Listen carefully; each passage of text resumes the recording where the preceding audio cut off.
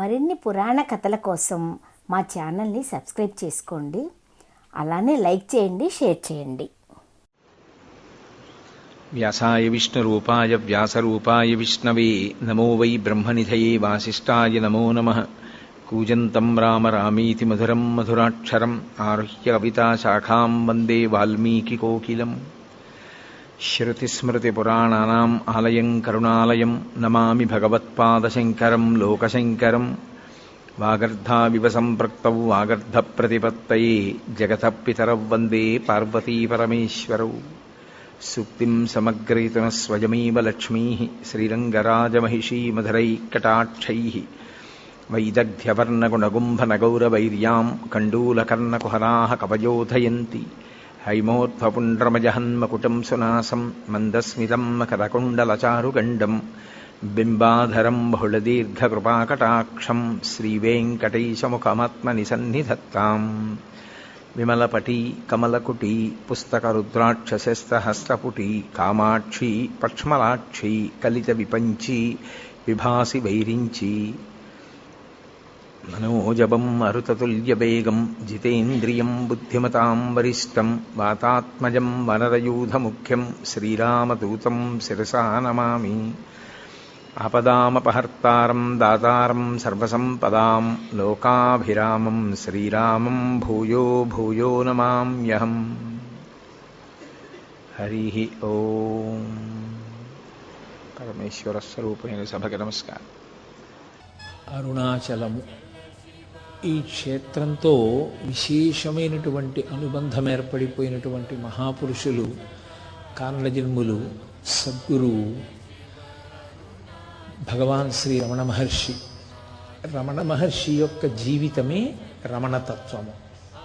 రమణతత్వానికి రమణుల యొక్క జీవితానికి భేదమేమీ లేదు. వారి సందేశం అంతా వారి జీవితమే.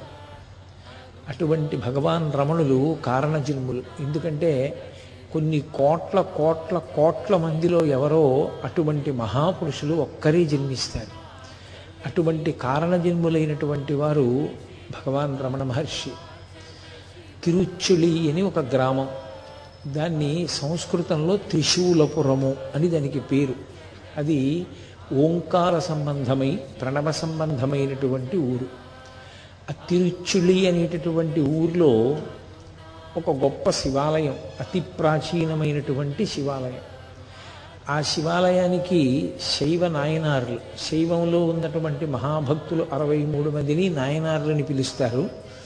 వైష్ణవ సంప్రదాయంలో భగవంతుణ్ణి కీర్తించినటువంటి భక్తులు, తమ ప్రమేయం లేకుండా ఈశ్వరానుగ్రహంతో కవితాశక్తిని పొందినటువంటి వారిని ఆళ్వారులు అంటారు. ఆళ్వారులు 12 మంది, నాయనార్లు 63 మంది. 63 మంది నాయనార్లలో మళ్ళీ అత్యంత ప్రధానమైనటువంటి స్థానాన్ని పొందినటువంటి వారు అప్పర్, జ్ఞానసంబంధర్, సుందరర్, ఈ ముగ్గురు. ఇందులో జ్ఞానసంబంధర్ మినహా అప్పర్, సుందరర్ వీళ్ళిద్దరూ కూడా తిరుచుళి గ్రామానికి వచ్చి అక్కడ ఉండేటటువంటి భూమినాధీశ్వరుణ్ణి స్తోత్రం చేశారు. అక్కడ ఉన్న శివుడికి భూమినాధీశ్వరుడు అని పేరు, అమ్మవారికి సహాయాంబ అని పేరు. భూమినాధీశ్వరుడు అంటే ఇంకొక మాటలో చెప్పాలి అంటే కంచి ఏకాంబరేశ్వరుడు, భూమికి నాథుడు, క్షితిమూర్తి. పరమశివుని యొక్క అష్టమూర్తి తత్వంలో శర్వాయ నమః అని పిలుస్తాం. ఏది పుట్టినా భూమిలోంచే పుట్టాలి. అసలు భూమికి ఉన్నటువంటి గొప్ప గుణం ఏది అంటే వాసన. వాసన తన్మాత్రల్ని చెప్పినప్పుడు పంచభూతాల్లో పృథివికి చెప్తారు. అలా ఆ తిరుచుళి గ్రామంలో వేయించేసి ఉన్నటువంటి మహానుభావుడు ఆ భూమినాధీశ్వరుడు, ఆయన భార్య సహాయాంబ పరదేవత. వాళ్ళిద్దరి యొక్క అనుగ్రహ స్వరూపంగా ఆ గ్రామంలో జన్మించినటువంటి వారు భగవాన్ శ్రీ రమణ మహర్షి. అక్కడ ఒక స్మార్త కుటుంబం ఒకటి ఉండేది. వాళ్ళు ఆపస్తంభ సూత్రులు. వాసిష్ఠ, శక్తి, పరాశర, త్రయారుషీయ ప్రవరాన్వితమైనటువంటి ఆపస్తంభ సూత్ర కుటుంబం ఆ కుటుంబం. ఆ కుటుంబంలో ఒక చిత్రం జరిగింది. ఆ కుటుంబంలో ఒకానొకప్పుడు ఒక పరివ్రాజకుడు భిక్షకొచ్చాడు. భిక్షకొచ్చి ఇంటి ముందు నించున్నాడు. ఆ కుటుంబం వారు ఆయనకి భిక్ష ఇవ్వలేదు సరికదా, ఆయనని పట్ల ఏదో కొద్దిగా చీకాకుగా ప్రవర్తించారు. ఆయన వెళ్ళిపోతూ ఒక మాట అన్నాడు. చాలా చులకన చేసి మాట్లాడారు పరివ్రాజకుణ్ణి. భిక్ష పెట్టడానికి మీరు అంగీకరించలేదు. ఒక గృహస్థు యొక్క ప్రధాన ధర్మం బ్రహ్మచారికి, పరివ్రాజకునకు, సన్యాసికి భిక్ష పెట్టడం. మీరు భిక్ష పెట్టకపోగా చిన్నతనం చేసి మాట్లాడారు కాబట్టి ఇక నుంచి మీ ఇంట్లో 3 తరాల పాటు ప్రతి తరంలోనూ ఒక వ్యక్తి సన్యసించుగాక అని వెళ్ళిపోయాడు. బహుశः దాని ప్రభావమేమో ఆ తరువాత పుట్టినటువంటి వారు అన్నదమ్ములు వెంకటేశ్వర అయ్యర్ అని పెద్ద ఆయన తమ్ముడు సుందర అయ్యర్, 3వ ఆయన సుబ్బ అయ్యర్, 4వ ఆయన చాలా చిత్రమైనటువంటి పేరు నిల్లియప్ప అయ్యర్ అని 4. ఈ 4లో పెద్దవారైనటువంటి వెంకటేశ్వర అయ్యర్ గారు ఒకానొక సందర్భంలో తిరుప్పకుండ్రం క్షేత్రానికి వెళ్ళారు. అప్పటికి ఆయనకి ఏం పెద్ద వయసు అయిపోలేదు, కేవలం 18 సంవత్సరాల వయస్సు. ఆయన తిరుప్పకుండ్రం క్షేత్రానికి వెళ్ళి అకస్మాత్తుగా ఆయనకి వైరాగ్యం కలిగి, వైరాగ్యం అంటే అలాగే రావాలి, వైరాగ్యం అంటే బొట్టుగా రాదు. రామకృష్ణ పరమహంస చెప్పినట్టు వైరాగ్యం అంటూ వస్తే ఒక్కసారే వస్తుంది పూర్ణంగా. అలా రాకపోతే అది వచ్చిపోయే వైరాగ్యం తప్ప నిజమైన వైరాగ్యం కాదు.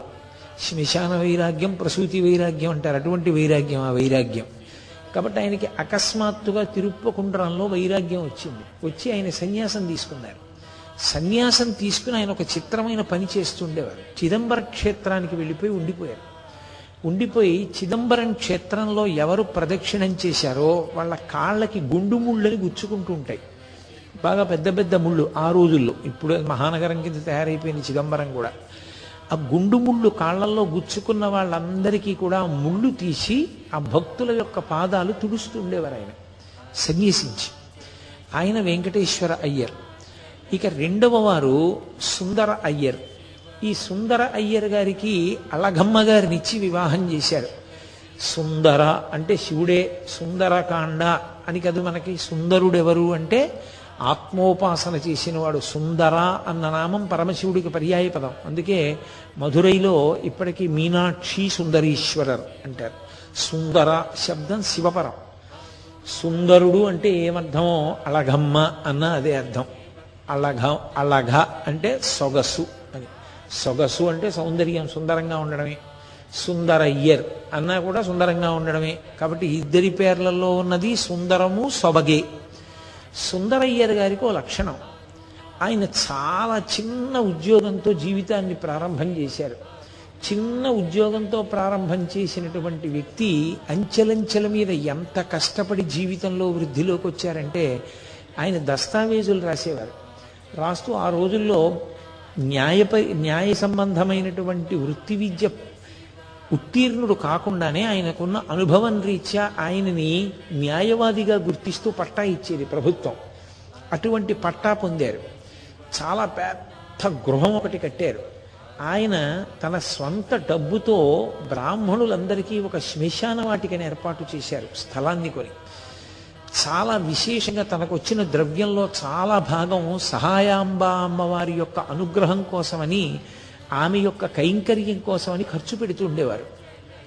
ఆ రోజుల్లో ఒక మాట చెప్పుకుంటుండేవారు, దొంగలు కూడా కొట్టని బండి ఎవరిది అంటే సుందరయ్యర్ గారి బండి.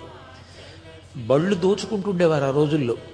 సుందరయ్యర్ గారి బండి ఎడుతోందంటే దొంగలు దోచుకునేవారు కాదు, చెట్ల చాటుకు వెళ్ళిపోయేవారు, ఆ బండి వెళ్ళిపోనివ్వండి అని. అంత మంచి పేరు తెచ్చుకున్న వ్యక్తి ఆయన. ఎంత మంచి పేరు తెచ్చుకున్నారో అలగమ్మ గారు కూడా నిరతాన్నదాత. మహాతల్లి ఇంటికొచ్చిన వాళ్ళకి ఏ సమయంలో వచ్చినా అన్నం వండి పెడుతూ ఉండేవారు. ఇదే రమణ మహర్షి యొక్క జీవిత తత్వం అంటే. ఒక మహాపురుషుడు ఇంట్లో ఆవిర్భవించాలి అంటే పూర్వపుణ్యం ఉండాలి. ఆ పూర్వం ఆ కుటుంబంలో ఉండేటటువంటి దంపతులు తమ ఆశ్రమాన్ని పవిత్రం చేసుకుని ఆ ఆశ్రమాన్ని చక్కగా ఉపయోగించుకున్న వాళ్ళై ఉండాలి. దేనికోసం గృహస్థాశ్రమంలో ప్రవేశించారో దానికోసం జీవించిన వాళ్ళైతే పరమేశ్వరుని యొక్క అనుగ్రహం కలుగుతుంది. ఉన్నది గృహస్థాశ్రమం, ఓడికి అన్నం పెట్టేది లేదు, ఓ మంచి పని లేదు, ఓడికి ఓ పండిచ్చేది లేదు, ఓడికి ఒక కాయ ఇచ్చేది లేదు, ఓ యజ్ఞం చేసేది లేదు, ఓ యాగం చేసేది లేదు, ఓ హవిస్సు ఇచ్చేది లేదు, ఓ దేవాలయానికి వెళ్ళేది లేదు, ఓ బొట్టెట్టుకోవడం అంతకన్నా లేదు. ఇంకెక్కడి నుంచి ఈశ్వరానుగ్రహం కలగమంటే కలుగుతుంది? అసలు కలిగే అవకాశమే ఉండదు అటువంటి వారికి. ఎవరికి కలుగుతుంది అంటే పరమేశ్వరుని యొక్క అనుగ్రహం పొందాలి అంటే గృహస్థాశ్రమంలో ఉన్నవాడు గృహస్థుగా బ్రతికితే. కాబట్టి ఆ తల్లికి యథార్థంగా ఆలోచిస్తే సుందరయ్యర్ గారి కన్నా కూడా భగవద్భక్తి చాలా విశేషం. ఆయన ఆచారకాండ జోలికి అంతగా వెళ్ళేవాడు కాదు, ఆయన జ్ఞాన మార్గంలో ప్రయాణం చేస్తుండేవాడు. అళఘమ్మ గారు అలా కాదు, ఆవిడ దక్షిణామూర్తి స్తోత్రం దగ్గర నుంచి అనేకమైనటువంటి స్తోత్రములు కంఠగతం.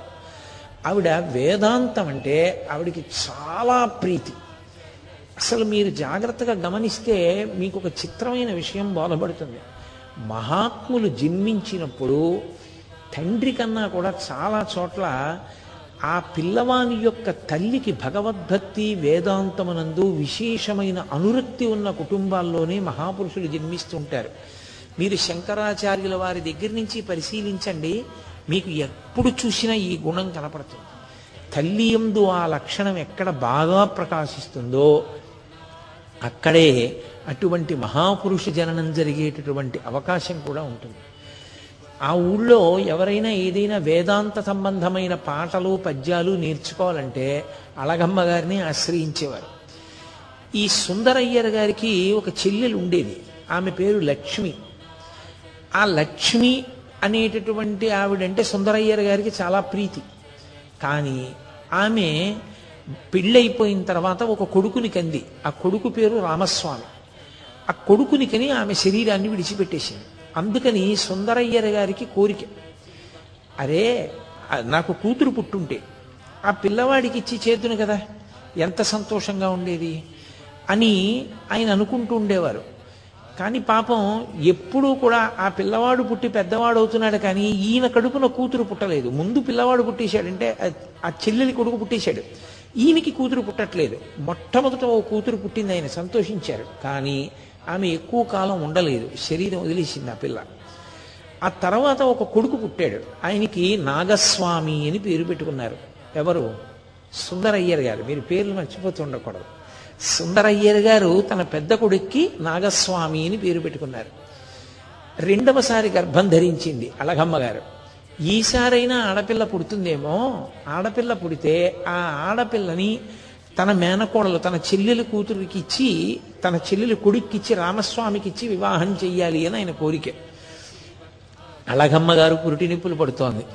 అళగమ్మ గారి అత్తగారు అంటే సుందరయ్యర్ గారి తల్లిగారు లక్ష్మీ అమ్మాళ్ ఆవిడ పేరు. లక్ష్మీ అమ్మాళ్ గారును ఒక కళ్ళు లేని ఆవిడ, ఒక వృద్ధురాలు పురుడు పోస్తున్నారు. ఈయన ఆశగా బయట ఎదురు చూస్తున్నారు, మంచి వార్త వస్తుందేమో అని. మంచి వార్త అంటే కొడుకున్నాడు కదా, కూతురు పుడుతుందేమో, ఆ చెల్లెలి కొడుక్కిచ్చి చెయ్యాలి. పాపం చెల్లెలు ఏ లోకంలో ఉందో సంతోషిస్తుంది, మళ్ళీ సంబంధం ఏర్పడుతుందని. ఈ కళ్ళు లేని ఆవిడ బయటికి వచ్చి ఓ మాట అంది, కొడుకు పుట్టాడయా అంది. కొడుకు పుట్టాడయా అంటే లోకంలో అందరూ సంతోషిస్తారు, సుందరయ్యర్ గారు ఏడిచారు. ఆవిడంది ఎందుకు ఏడుస్తున్నావు అంది. ఈసారి కూతురు పుట్టలేదు, పుట్టిన కూతురు వెళ్ళిపోయింది. ఈసారైనా కూతురు పుడుతుందేమో, ఆ మేనల్లుడికి ఇద్దామంటే ఆ పిల్ల దక్కలేదు. ఆ మొట్టమొదట పుట్టిన పిల్ల, ఇప్పుడు ఆడపిల్ల పుట్టలేదు, మళ్ళీ మగపిల్లాడు పుట్టాడు. ఆ వచ్చి చెప్పిన ఆవిడ ఎవరు? కళ్ళు లేని ఆవిడ. ఆ కళ్ళు లేనావిడ వచ్చి చెప్తోంది, ఎందుకయా అంత బాధపడతావు? అపారమైన తేజోమూర్తి, కారణజన్ముడు, మరొక పరమేశ్వరుడయా నీ కడుపున పుట్టినవాడు, వెళ్ళి చూసుకో, నీకు ఆ బాధ ఉండదు అంది. కళ్ళు లేనావిడ ఏం చూసింది, ఎలా చూసింది ఆ పిల్లాన్ని అంటే, బహుశా పుట్టిన పిల్లవాని యొక్క అపారమైనటువంటి తేజస్సు కన్నులు లేకపోయినా ఆ తల్లికి దర్శనమయ్యి ఉండాలి అని మనం అనవలసి ఉంటుంది అంతే. సరే, ఆ పిల్లవాడిని చూశారు, సంతోషించారు. తన పెద్దన్నగారు వెంకటస్వామి అయ్యర్ వారు సన్యసించారు కదా తిరుప్పకుండ్రం వెళ్ళి, అందుకని ఆ అన్నగారి పేరు ఉంచుకుందామని తమకి అత్యంత ప్రీతిపాత్రమైన దైవం వెంకటేశ్వర స్వామి, ఆ వెంకటేశ్వర స్వామి వారి పేరు ఉంచుకోవాలనేటటువంటి ప్రయత్నంలో ఆ పిల్లవాడికి వెంకటేశ్వర అని పేరు ఉంచారు. సరే, ఆ పిల్లవాడు పుట్టినటువంటి సంవత్సరం ప్రమాదీనామ సంవత్సర మార్గశీర్ష బహుళపక్ష విదియ పునర్వసు నక్షత్రం. రామచంద్ర ప్రభువు యొక్క నక్షత్రంలో పునర్వసు నక్షత్రంలో పుట్టాడు ఆ పిల్లాడు. సరే, చాలా సంతోషించారు. ఆ తర్వాత మళ్ళీ ఇంకో కొడుకు పుట్టాడు. ఆ పిల్లవాడికి మొట్టమొదటి కొడుక్కి నాగస్వామి అని పెట్టారు, రెండో వాడికి వెంకటేశ్వరుడు, మూడవ వాడికి నాగసుందర స్వామి అని పెట్టారు. ఆఖరణ ఆడపిల్ల పుట్టింది. ఆ పిల్లకి అమ్మయ్య అని సంతోషించి అలమేలుమంగ అని పేరు పెట్టారు. అలమేలుమంగ అని మనం అంటాం కానీ అసలు నిజానికి అలర్మేల్మంగ అది. కాబట్టి అలమేలుమంగ అని పేరు ఉంచారు. 9 సంతానం. ఇందులో నేను ప్రముఖంగా ప్రస్తావించినటువంటి వ్యక్తి వెంకటేశ్వరుడు. ఆయన గురించి మీతో నేను ప్రస్తావన చేశాను. ఈ పుట్టినటువంటి రెండో పిల్లాడు అపారమైనటువంటి దేహదారుఢ్యం. ఎంత దారుఢ్యం అంటే ఎప్పుడైనా ఎక్కడైనా ఆటలాడితే ఆ పిల్లవాడిదే బహుమానం. ఎక్కడైనా మాట పంతం వచ్చిందా, పొరపాటునైనా సరే ఒక మాట అన్నాడా, ఆ పంతం నెగ్గించుకోవలసింది. అంత విశేషమైనటువంటి పంతం ఉన్నటువంటి పిల్లవాడు. ఆ తిరుచులి గ్రామంలో సరి అయినటువంటి విద్యా సౌకర్యం లేని కారణం చేత సుందరయ్యర్ గారు తన తమ్ముడు సుబ్బయ్యర్ దిండిగల్లో పనిచేస్తున్నాడు. అప్పట్లో ఆయన సబ్ రిజిస్ట్రార్ ఆఫీస్లో హెడ్ గుమాస్తాగా పనిచేస్తున్నారు. ఆ తిండిగల్లో పనిచేస్తున్నటువంటి తన సోదరుడైనటువంటి సుబ్బయ్యర్ గారి దగ్గరికి పంపించారు పెద్ద కొడుకైనటువంటి నాగస్వామిని, రెండవ కుమారుడైనటువంటి వెంకటేశ్వరుణ్ణి. వీరి పేర్లు జాగ్రత్తగానే పట్టుకోగలరు అనుకుంటున్నాను నేను. ఆ ఇద్దరు కొడుకులు పినతండ్రి గారైన సుబ్బయ్యర్ గారి దగ్గరికి వెళ్ళారు. వెళ్ళి అక్కడ చదువుకుంటున్నారు. వాళ్ళు చదువుకుంటున్న రోజుల్లో ఒక విచిత్రం జరిగింది. ఈ వెంకటేశ్వరుడు అన్న పిల్లవాడు ఉన్నాడే, సుందరయ్యర్ గారి రెండో కొడుకు, ఇతను ఎటువంటి నిద్రపోయేవాడంటే అసలు అటువంటి నిద్ర ఇక ప్రపంచంలో ఎవరికీ ఉండదు. అంత ముద్దు నిద్ర. అతను నిద్ర లేచి ఉండగా ఆటలాడితే ప్రతి ఆటలోనూ గెలుస్తాడు, ఎవరినైనా కొట్టగలడు. అందుకని పిల్లలకు ఆయన అంటే చాలా కక్ష ఉండేది. ఈ కక్ష ఉన్న పిల్లలు ఏం చేసేవారంటే ఆయన నిద్రపోయినప్పుడు బాగా నిద్రపోయడం చూసి 2 చేతులతో పట్టి పైకెత్తి నడిపించి తీసుకెడుతుండేవారు. ఇంట్లోంచి నిశ్శబ్దంగా తీసుకెళ్ళిపోయి దూరంగా ఎక్కడో ఏ ఏటి ఒడ్డునో పడుకోబెట్టి అందరూ కర్రలు తీసుకొచ్చి కొట్టేసి చేతులతో గుద్దేసేవారు, ఒళ్ళంతా గిల్లేసేవారు. ఆయనకి తెలివి వచ్చేది కాదు. ఆయన్ని మళ్ళీ 2 చంకల కింద చేతులు వేసి మళ్ళీ నడిపించుకుంటూ తీసుకొచ్చి ఇంట్లో పడుకోబెట్టేసేవారు. ఆయన మరునాడు ఉదయం నిద్రలేచి యథాప్రకారంగా పాఠశాలకు వెళ్ళిపోయేవాడు. వెళ్ళిపోయి ఒంటి మీద ఎక్కడో ఆ గిల్లులు చూసుకుని ఏమిటివన్నీ అని అడిగితే పక్క పిల్లలు చెప్పేవారు, మేమే నిన్ను గుద్దేశాన్ని తీసుకెళ్ళాను. ఆయనకు అప్పుడు తెలిసేది వాళ్ళు గుద్దారు గిల్లారు అని. అసలు అప్పటి వరకు ఆయనకి తెలిసేది కాదు. అసలు గమ్మత్తంతా అక్కడుంది. అసలు శరీరం నిద్రలోకి వెళ్ళిపోయిన తర్వాత ఏం జరిగినా తెలుసుకోలేనటువంటి బండతనాన్ని శరీరం పొందడం ప్రారంభించింది అంటే అది సామాన్యమైన నిద్ర కాదు.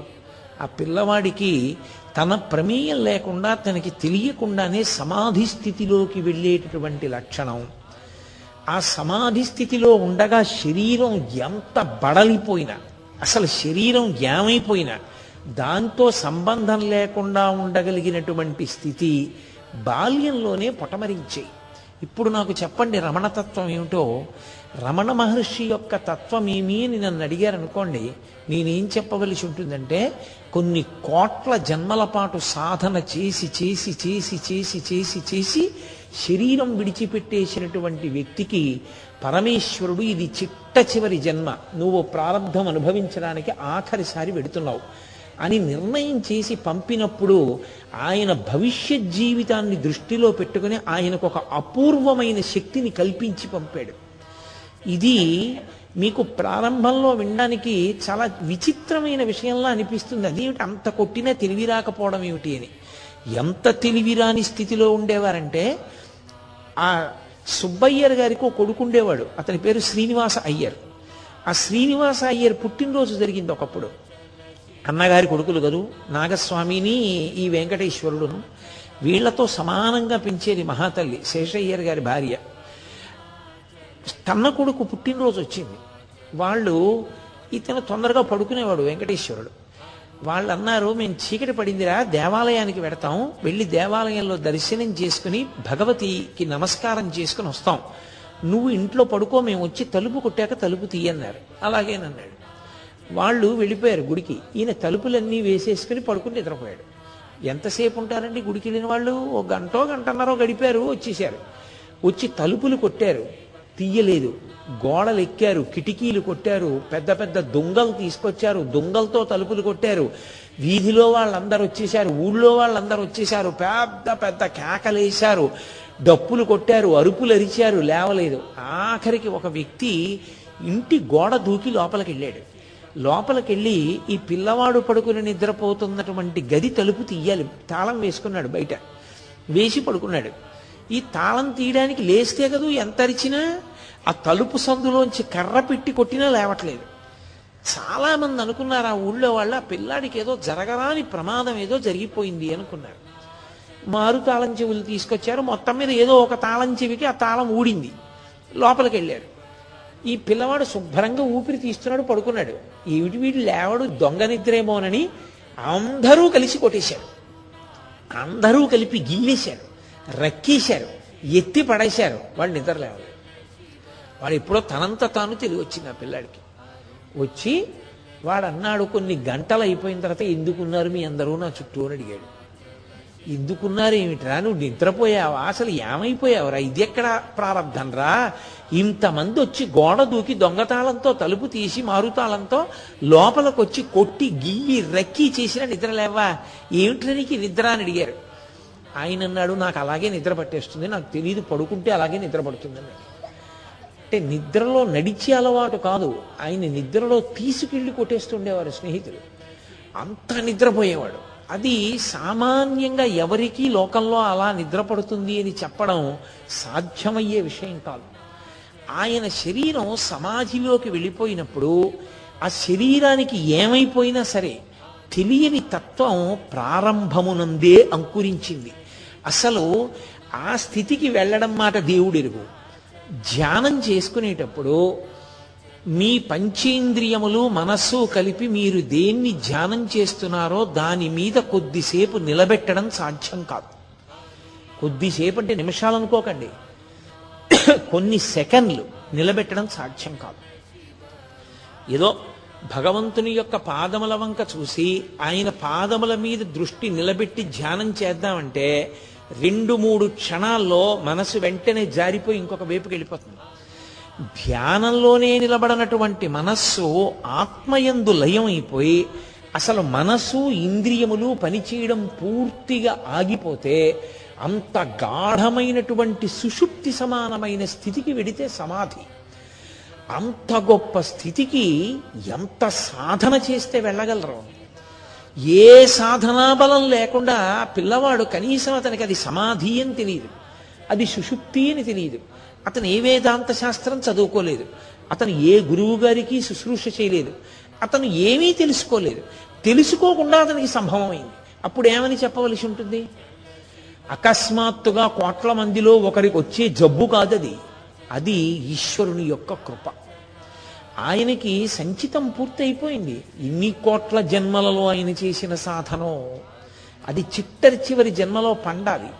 అందుకని ప్రారంభంలోనే ఆ పిల్లవాడికి అటువంటి అలవాటు ఏర్పడింది. సరే, ఆ పిల్లవాడిని పాఠశాలలో వేసినప్పుడు వెంకటేశ్వర అని రాయమంటే వెంకటరమణన్ అని రాశారు. ఆ కారణం చేత ఆ పిల్లవాడిని వెంకటేశ్వర అని పిలవడం ఆప్చేసి వెంకటరమణన్ వెంకటరమణన్ అని పిలవడం ప్రారంభమైంది. అందుకే చాలా చోట్ల భగవాన్ రమణుల యొక్క పూర్వాశ్రమనామం వెంకటరమణన్ అనే ఉంటుంది. అసలు నిజానికి తల్లిదండ్రులు పెట్టిన పేరు వెంకటేశ్వర. సరే, రోజులు గడిచిపోతున్నాయి. ఎంత బండతనంతో ఆటలాడేవారంటే ఆ రోజుల్లోనూ పిల్లలందరికీ కలిపి ఒక సంకేతం. చీకటి పడిపోయిన తర్వాత వాళ్ళు ఇళ్లల్లోంచి బయటికి వెళ్ళిపోయి ఆ తలగడాలు పెట్టి తలగడాల మీద దుప్పట్లు వేసేసి పిల్లలు పడుకున్నట్టుగానే ఏర్పాటు చేసి ఉంచి వాళ్ళు గోడలు దూకి వెళ్ళిపోయి ఆడుకుని తెల్లవారకట్టు వచ్చి మళ్ళీ ఆ దుప్పటి తీసి పడుకుని నిద్రపోతుండేవారు. అసలు చదువన్న దాని మీద శ్రద్ధ ఎన్నడూ లేదా వెంకటరమణకి. చదువుకుందామన్న తాపత్రయం కానీ చదువుకోవాలన్న జిజ్ఞాస కానీ ఆయనకి లేనే లేవు. కానీ ఆయన గొప్పతనం ఏమిటంటే ఆయన ఏకసంతాగ్రాహి. ఆ కారణం చేత ఎవరైనా పాఠం చెప్పే ఉపాధ్యాయుడు ఆ ప్రశ్నకి జవాబు ఏమిటి, ఆ పద్యం ఏమిటి చెప్పని ఎవరినైనా అడిగితే ఆ పిల్లవాడు పద్యం చెప్పిన తర్వాత ఒక్కసారి విని ఈయనకు వచ్చేసేది. ఈయన నువ్వు చెప్పు అంటే యథాతథంగా చెప్పేసేవారు. చెప్పేసి బయటికి వెళ్ళగానే తరగతి గదిలోంచి దాన్ని తుమ్మేసినట్టుగా విడిచిపెట్టేసి వెళ్ళిపోయేవారు మళ్ళీ ఆటలే. తప్ప పుస్తకం తీసింది లేదు, చదువుకున్నది లేదు, పాస్ అవుదామన్న ధోరణి అసలే లేదు. కాలం గడిచిపోతోంది అలాగా. ఈలోగా ఆ సుబ్బయ్యర్ గారికి మధురై బదిలీ అయింది. కాబట్టి ఈ ఇద్దరు పిల్లల్ని, తన కొడుకుని, భార్యని తీసుకుని సుబ్బయ్యర్ గారు మధురై వచ్చేశారు. ఈ వచ్చేసిన తర్వాత ఒక హఠాత్ సంఘటన ఒకటి జరిగింది. అక్కడ వాళ్ళు మధురైలో ఉన్నటువంటి సమయంలో అకస్మాత్తుగా ఈ వెంకటరమణన్ మరియు నాగస్వామి అనబడేటటువంటి పిల్లల యొక్క తండ్రి అయినటువంటి సుందరయ్యర్ గారు గొప్ప సుస్థి చేసింది. పాపం గబగబా వెళ్ళాడు ఈ సుబ్బయ్యర్ గారి పిల్లల్ని తీసుకుని. 3-4 రోజుల తర్వాత ఆయన శరీరం వదిలిపెట్టేశాడు. అకస్మాత్తుగా భర్త చనిపోవడంలో అలగమ్మ గారు విపరీతమైన దుఃఖానికి వశురాలయ్యింది. అప్పటికి ఆఖరి ఆడపిల్ల చాలా పసిపిల్ల, దానికి పెద్దగా ప్రాయం వచ్చినటువంటి పిల్ల కాదు, అంత చిన్న పిల్లలు. అందుకని సుబ్బయ్యర్ గారు అన్నారు, ఇంతమందిని పోషించడం కష్టం కదా, 2 పిల్లల్ని తీసుకెళ్లి మధురైలో నేనే చదివిస్తానని పెద్దవాళ్ళిద్దరిని అంటే నాగస్వామిని వెంకటరమణన్ని తనతో తీసుకుని వెళ్ళిపోయారు. ఇక మిగిలినటువంటి వాళ్ళు 2, ఆ అలమేలుమంగ, ఆ పైన పుట్టినటువంటి నాగసుందర స్వామి. ఈ 2 పిల్లల్ని రెండో తమ్ముడైనటువంటి ఆ నెల్లియప్ప అయ్యర్ తీసుకెళ్ళి ఆయన చదివిస్తున్నారు. వీళ్ళు ఉండడం మాత్రం కొంతకాలం తిరుచులిలోనే ఉన్నారు అలగమ్మ గారు. వాళ్ళును వస్తుండేవారు, పోతుండేవారు పిల్లలు, బావమరిది. కొన్నాళ్ళు అయిపోయిన తర్వాత మానామధురై అనబడేటటువంటి ఊళ్ళో పనిచేస్తున్నటువంటి నెల్లియప్ప అయ్యర్ గారి దగ్గరికి అలగమ్మ గారు కూడా వెళ్ళిపోయారు. ఈ పిల్లలిద్దరూ మధురైలో చదువుకుంటూ ఉండేవారు. పెద్ద పిల్లలిద్దరూ సుబ్బయ్యర్ గారి దగ్గర చదువుతున్నారు. అక్కడ కౌండిన్య నది అని ఒక నది, ఒకానొకప్పుడు విపరీతమైనటువంటి క్షామం వస్తే కౌండిన్య మహర్షి పరమశివుణ్ణి స్తోత్రం చేశాడు. పరమశివుడు అనుగ్రహించి ఆ నదిని ప్రవహింపచేశాడు. అందుకని ఆ మహర్షి పేరు మీద కౌండిన్య నది అనేటటువంటి నది ఆవిర్భవించింది. అక్కడ ఈ పిల్లలందరూ రాత్రివేళ అయ్యేటప్పటికీ సంకేతం వాళ్ళకి వైఘై నది ఇసుక తిన్నెలు ఉండేవి. ఈ పిల్లలు రాత్రి నిద్ర లేచి నేను వైఘై ఇసుక తీరంలో ఉన్నాను అని చెప్పడానికి ఒక్కొక్క పిల్లాడికి గుర్తుగా ఒక్కొక్క రాయి పెట్టుకున్నారు. ఆ రాయి తీసుకొచ్చి దేవాలయం యొక్క తలుపు దగ్గర పెట్టి వెళ్ళిపోయేవారు. ఒక్కొక్కడు రాత్రి నిద్ర లేవడం, గోడ దూకి రావడం, ఓ 2 తలగడాలు పెట్టడం, దుప్పటి పెట్టేయడం, వచ్చి రాళ్ళు చూసుకోవడం, ఆ రాళ్ళని బట్టి గుర్తుపట్టేవారు. ఫలానా వాడు వచ్చాడు, ఫలానా వాడు వచ్చాడు, ఫలానా వాడు వచ్చాడు, ఇప్పటికే వైఘై తీరంలో ఉన్నాడని. వీళ్ళందరూ అక్కడ ఎన్ని రాళ్ళు ఉన్నాయో అంతమంది పిల్లలు వైఘై తీరంలో ఉన్నారని గుర్తు. వీళ్ళందరూ ఇళ్లలో లేరు, పడుకున్నారని తల్లిదండ్రులు అనుకుంటున్నారు. వీళ్ళు రాత్రి వేళ వైఘై నదిలో దూకి బాగా వరదలలో ఉన్నటువంటి నదిలో ఈత కొట్టేవారు కటిక చీకట్లో. ఆ కటిక చీకట్లో చంద్రుని యొక్క వెన్నెల కాంతులలో ఇసుక తిన్నెల మీద ఆటలాడుకునేవారు. నేను ఇంత స్పష్టంగా, ఇంత వివరంగా మీతో ఎందుకు చెప్తున్నానో తెలుసా? మీరు పట్టుకోవాలి ఒక విషయాన్ని. వీటన్నిటికీ కూడా ప్రధాన పాత్ర ఎవరు అంటే ఈ వెంకటరమణంది. అంటే ఆ పిల్లవాడికి అసలు భగవత్ సంబంధం ఏమైనా ఉందా? ఎక్కడైనా అతను పెరిగి పెద్దవాడవుతున్నప్పుడు ఎక్కడా అసలు భగవత్ సంబంధం అన్న మాటే లేదు ఆ పిల్లాడికి. ఏదో నియమంగా అతనికి గర్భాష్టమంలో చేశారు ఉపనయనం. గర్భాష్టమంలో ఉపనయనం చేశారని నియమంగా సంధ్యావందనం చేశాడు, ప్రతి పూట సహస్ర గాయత్రి చేశాడు, అలా ఏం లేదు. అతని అనురక్తి చదువు మీద కూడా లేదు. అతని అనురక్తి ఉపాధ్యాయుల్ని గౌరవిద్దాం అటువంటి దాని మీద కూడా లేదు. అతని అనురక్తి అంతా ఆటలే. అప్పటికి కాలం సంతోషంగా గడిచిపోతే చాలు. భవిష్యత్తులో పరీక్ష తప్పితే జీవితం ఏమైపోతుంది? అవతల తండ్రి గారు లేరు, అదేం లేదు. ఆడుకుంటూ ఉండేవాడు.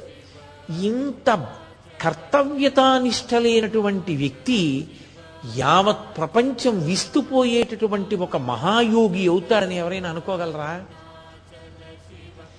ఏ కారణం చేత అయ్యాడు అని నిర్ధారించవలసి ఉంటుంది. ఒక్కటే నేను మళ్ళీ మళ్ళీ చెప్తున్నాను, పునర్జన్మ సిద్ధాంతానికి ఆయువు పట్టు ఎక్కడుంది అంటే సనాతన ధర్మమునందే. పునర్జన్మ సిద్ధాంతాన్ని సనాతన ధర్మంలో అంగీకరిస్తాం కాబట్టే, మళ్ళీ పుడతామన్న విషయాన్ని అంగీకరిస్తాం కాబట్టే బొట్టు పెట్టుకుంటాం. బొట్టు పెట్టుకున్నాడు అంటే గుర్తు ఏమిటంటే ఆయన సనాతన ధర్మమును అంగీకరించాడు అని. సనాతన ధర్మమును అంగీకరించని వాడు అని గుర్తు ఏమిటంటే ముఖాన బొట్టు ఉండదు. ముఖాన బొట్టు లేదు అంటే అతనికి సనాతన ధర్మంతో సంబంధం లేనివాడు అని గుర్తు. పునర్జన్మ ఉన్నది అంటే భయభక్తులు ఉంటాయి. ఇక్కడ చేసిన తప్పులకి నువ్వు వచ్చే జన్మలో అనుభవించవలసి ఉంటుంది. జాగ్రత్తగా ఉంటాడు. అరే మన ఇష్టం వచ్చినట్లు ప్రవర్తిస్తే వచ్చే జన్మలో మళ్ళీ కష్టాన్ని అనుభవించవలసి ఉంటుంది. కాబట్టి వేదం ఎలా చెప్పిందో అలా బ్రతుకుదాం అనుకుంటాడు. కాబట్టి ఈ పిల్లవాడు ఎంతసేపు ఆటలాడుకుంటూ గడిపేటటువంటి మనస్తత్వం ఉన్నటువంటి వ్యక్తి. అది కూడా చాలా చిత్ర విచిత్రంగా రాత్రి వేళ ఇంత తెంపరితనంతో ఆటలాడేవారు. అటువంటి పిల్లవాడి జీవితంలో ఒక ఆశ్చర్యకరమైన సందర్భం కలిగింది. ఒక రోజున ఆయన పాఠశాలకు వెళ్ళిపోతున్నాడు. పాఠశాలకు వెళ్ళిపోతుంటే ఒక ఆయన ఎదురు వచ్చాడు. ఆయన పేరు రామస్వామి అయ్యర్. ఈ పిల్లవాడు ఆయనకి నమస్కారం చేశానాడు. ఎక్కడి నుంచి వస్తున్నారని అడిగాడు. అరుణాచలం నుంచి వస్తున్నాను అన్నాడు. ఆ పిల్లవాడు అంతకుముందు అరుణాచలం అన్న పేరు వినలేదు అని మీరు అనుకుంటే పొరపాటు. ఆయనకి తెలుసు అరుణాచలం గురించి. అరుణాచలం అని ఒక క్షేత్రం ఉందని, అరుణాచల క్షేత్రంలో పరమేశ్వరుడు 4 రూపాలతో ఉన్నాడని, 1 కొండగా, 2 లోపల ఉన్న సిద్ధపురుషుడిగా, 3 అక్కడ ఉన్నటువంటి అరుణాచలీశ్వరుడు అనబడేటటువంటి పేరుతో ఉన్నటువంటి శివలింగంగా, 4 అక్కడే ఉన్నటువంటి అగ్నిలింగంగా, 4గా ఉన్నాడు అన్న విషయం ఆయనకి స్పష్టంగా తెలుసు. అయినా ఆ పిల్లవాడు ఆ రోజున అకస్మాత్తుగా ఆగి అన్నాడు, అరుణాచలమా ఎక్కడుంది అన్నాడు. ఆ రోజున మాత్రం ఆ పిల్లవాడికి ఆ పేరు వినగానే లోపల ఒక్కసారి ఏదో పెద్ద కాంతి ప్రవహించినట్టే. ఆ రామస్వామి అయ్యర్ అన్న ఆయన అన్నారు, ఏమిరా అరుణాచలం పేరే వినలేదా?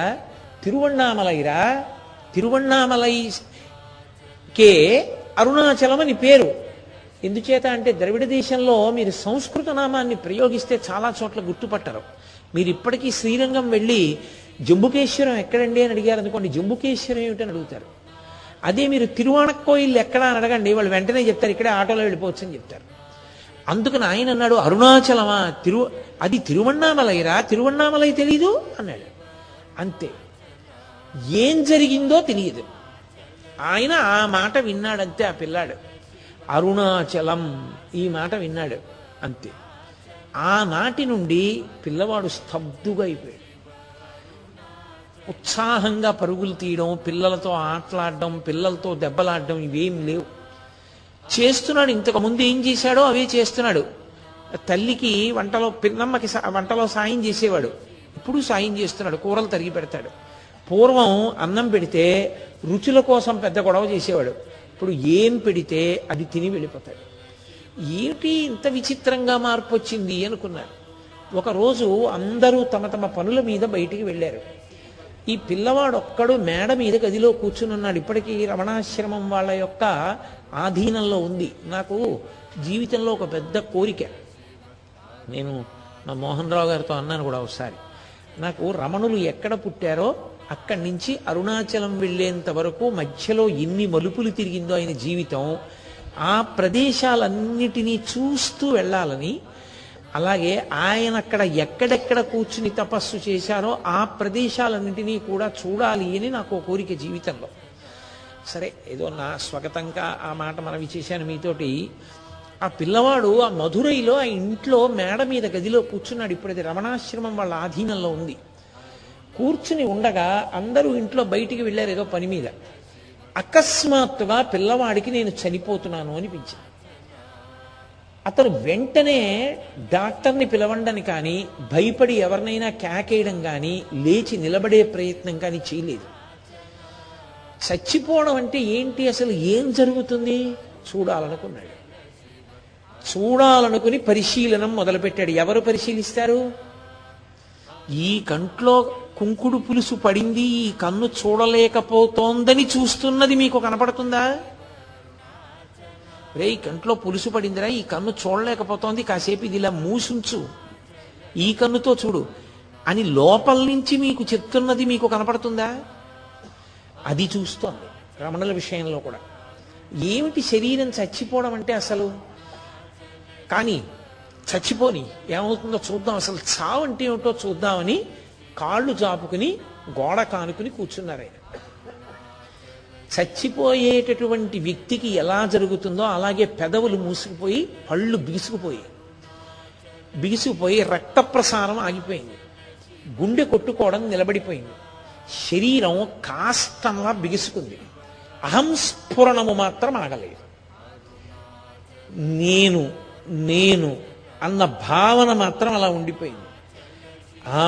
ఇదిగో ఈ శరీరం చచ్చిపోయింది, దీనికి రక్త ప్రసారం ఆగిపోయింది, ఇది కొయ్యబారిపోయింది, దీనికి పెదవులు నల్లపడిపోయి బిగుసుకుపోయి, దీని పళ్ళు గిటకరించుకుపోయి, ఇది చనిపోయింది. కాసేపు ఆగి ఎవరో ఒకళ్ళు పైకి వస్తారు ఈ గదిలోకి, వీడు చనిపోయాడంటారు. దీన్ని కట్టి కొత్త చాపలో పెట్టి కర్రలకి కట్టి తీసుకెళ్ళిపోతారు, దీన్ని కాల్చేస్తారు. మరి ఇది వెళ్ళిపోతోంది, నాకేం అవలేదు అంటే చనిపోయేది శరీరము తప్ప నేను కాదు. అసలు నేను అహంస్ఫురణ, నేనన్న నేను అసలు నేను, ఇది అసలు నేను కాదు. ఈ నేనుకి మరణం ఉంది, నేనుకు మరణం లేదు, అది శాశ్వతము అనుకున్నాడు. అంతే. మళ్ళీ ఆ పిల్లవాళ్ళలో చలనం వచ్చింది. ఆ క్షణమే ఆ వెంకటరమణం యొక్క జీవితంలో అల్లరి చిల్లరగా తిరిగినటువంటి ఆఖరి క్షణం. ఇక ఆ తర్వాత ఆయన అసలు మాట్లాడలేదు ఎవరితో ఎక్కువ. ఎప్పుడూ కూర్చుని పద్మాసనం వేసుకుని అలా ధ్యానంలో ఉండేవారు. తరగతి గదికి వెళ్ళినా కూడా ఉపాధ్యాయులు పాఠం చెప్తున్నా కూడా ఆయనకి తలకెక్కేది కాదు. ఎప్పుడు ధ్యానం చేసుకుంటూ ఆ అహంస్ఫురణ ఎందు అణిగిపోదామా అని ఉండేది, బాహ్యంతో సంబంధం తెగిపోవాలని ఉండేది. అలా ఉండకుండా 10 మందితో కలిసే ప్రయత్నం చేస్తే ఒళ్ళు మంటలు వచ్చేవి ఆయనకి. ఆ మంటలు రావడంలో వెళ్ళిపోయి కూర్చుని తనలో తానే రమిస్తూ అలా అంతర్ముఖత్వాన్ని పొంది పద్మాసనం వేసుకుని లోనున్నటువంటి అహంస్ఫురణము, అసలైన నేను ఎక్కడుందో అన్నీ ఎక్కడి నుంచి పుడుతున్నాయో, ఇప్పుడు నేను ఈ ఉపన్యాసం చెప్తున్నప్పుడు ఆలోచన ఎక్కడి నుంచి పుడుతోందో ఆ పుట్టుక స్థానమునందు ఆయన కలిసిపోయేవారు. కలిసిపోయి శరీరాన్ని నుంచి విడిపోయి అలా ఉండిపోయేవారు. అందులో తనలో తాను రమిస్తూ అలా కూర్చుని ఉండిపోయేవారు. సహజంగా ఒక పిల్లవాడు అలా ఉండడం మొదలు పెడితే ఇంట్లో వాళ్ళందరికీ పిచ్చేళ్ళ కనపడతాడు. నేను మొన్ననే చెప్పాను కదా, మనకు అర్థం కానివన్నీ అవతలవి పిచ్చే. కాబట్టి అవతల పిన్నికి పినతండ్రికి నచ్చలేదు, అన్నగారికి నచ్చలేదు. అప్పటికే ఆ పిల్లవాడికి నాగస్వామికి పెళ్లి చేశారు, జానకి అమ్మాళ్ళన్న పిల్లతోటి. చదువు పూర్తయితే ఉద్యోగం వస్తే ఆ పిల్ల కాపరానికి రావాలి. ఇంకా తండ్రి లేడు, ఏదో వృద్ధిలోకి రావాలని పాపం ఆ నాగస్వామి కష్టపడుతున్నాడు. ఈ పిల్లవాడు ఎప్పుడూ అలా కూర్చోవడం, ఏది పిడితే అదే తినేయడం, ఇంకా కావాలని అడగడం, ఏమీ వేయకపోతే లేచిపోతాడు, ఇంకా వేసేస్తే తినేస్తాడు. ఎవరైనా పలకరిస్తే మాట్లాడడం, ఏ ఆటలకి వెళ్ళడు, ఎవ్వరితోనూ కలవడం, ఎప్పుడు ఏకాంతంలో పద్మాసనం వేసుకుని రమిస్తూ ఉంటాడు. ఇది చూసి ఇంట్లో ఈసడింపులు ప్రారంభమయ్యాయి. ఇది అన్నం పెడుతుందా, గుడ్డ పెడుతుందా, ఎందుకు వచ్చిన ధ్యానాలు, ఎందుకు వచ్చిన భక్తి, ఈ వయసులోనా, చదువుకోవలసిన వయసులో అవతల తండ్రి లేడా, పెద్దవాడు ఎలా చదువుకుంటున్నాడు, ఏ మాయరోగమా, చదువుకోలేవు అని పెద్దవాళ్ళందరూ కూడా నింద చేయడం మొదలుపెట్టారు. ఎక్కడికి వెళ్ళినా ఏమైంది వీడికి, ఏంటి అలా ఉంటున్నాడు ఏమిటి అని అడగడం మొదలుపెట్టారు. ఒక రోజున ఆ పిల్లవాడు మేడ మీద గదిలో కూర్చుని ఉన్నాడు. ఆయన సరిగ్గా ఇంగ్లీష్ గ్రామర్ పాఠం చదవలేదు అని చెప్పి ఆ ఉపాధ్యాయుడు 3 మాటలు దాన్ని వ్రాయమన్నాడు. అతి కష్టం మీద ఒక మాట రాశారు. లోపల నుంచి ఒక ప్రశ్న వస్తోంది, ఇందుకొరక కాలాన్ని ఇలా ఉపయోగించడానికా నువ్వు ఉన్నది? ఇలాగా నువ్వు ఉపయోగించవలసింది. నీలో నువ్వు రమించవలసిన వాడివి. ఎందుకు వచ్చింది ఈ 3 మాటలు రాయడం? ఇవన్నీ ఏమిటి కలిసి వస్తుంది దీనివల్ల అని బలవంతంగా ఎలాగో అలా 2వ మాట రాస్తూ ఉంటే ధ్యానంలోకి జారిపోతోంది మనసు. మెల్లిగా కూడా తీసుకుని 2వ మాట రాశారు. ఒక వాక్యం రాయడం, సమాధిలోకి వెళ్ళిపోతూ ఉండడం. అక్కడే ఉన్నాడు అన్నగారు నాగస్వామి. చూస్తున్నాడు, గమనిస్తున్నాడు. ఎక్కడ లేని కోపం వచ్చింది.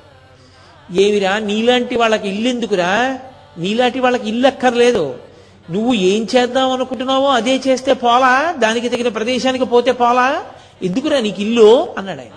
ఇంతకుముందు ఎన్నో మాటలు అన్నాడు ఆ మాట. కానీ అది ఎక్కడో వెళ్ళి గుచ్చుకుంది రమణ మహర్షికి, ఆ వెంకటరమణకి. నిజమే, నాకు ఇల్లెందుకు? నాకు ఏది కావాలో దాన్ని పొందడానికి వీలైన ప్రదేశం నాకు కావాలి. నాకు ఇల్లు అనవసరం. నాకు ఈ బంధువులు, ఈ సమాజం, వీటి మధ్య నేను ఉండవలసిన ప్రదేశం కాదు. నేను వెళ్ళిపోవాలి. నిజమే, ఇది నా తండ్రి మాట అనుకుని అకస్మాత్తుగా లేచి నిలబడ్డాడు. ఎక్కడికి వెడుతున్నావు అన్నాడు అన్నగారు. వెంటనే ఆ పిల్లవాడు అబద్ధం చెప్పాడు. ఇవాళ ఏదో ప్రైవేట్ క్లాస్ పెట్టారు, అదనపు తరగతులు నిర్వహిస్తున్నారు, కాబట్టి దానికి వెళ్ళాలి, వెడుతున్నాను పాఠశాలకు అన్నాడు. ఆయన అన్నాడు, అన్నగారు పరమేశ్వరుడు మార్గం కూడా చూపించాడు. కింద పెట్టెలో 5 రూపాయలు ఉన్నాయి. పిన్నిని అడిగి తాళం చెవి తీసుకుని పెట్టి తీసి 5 రూపాయలు పట్టుకుని వెళ్ళి నా ఫీజు నీ ఫీజు కూడా స్కూల్లో కట్టు అన్నాడు.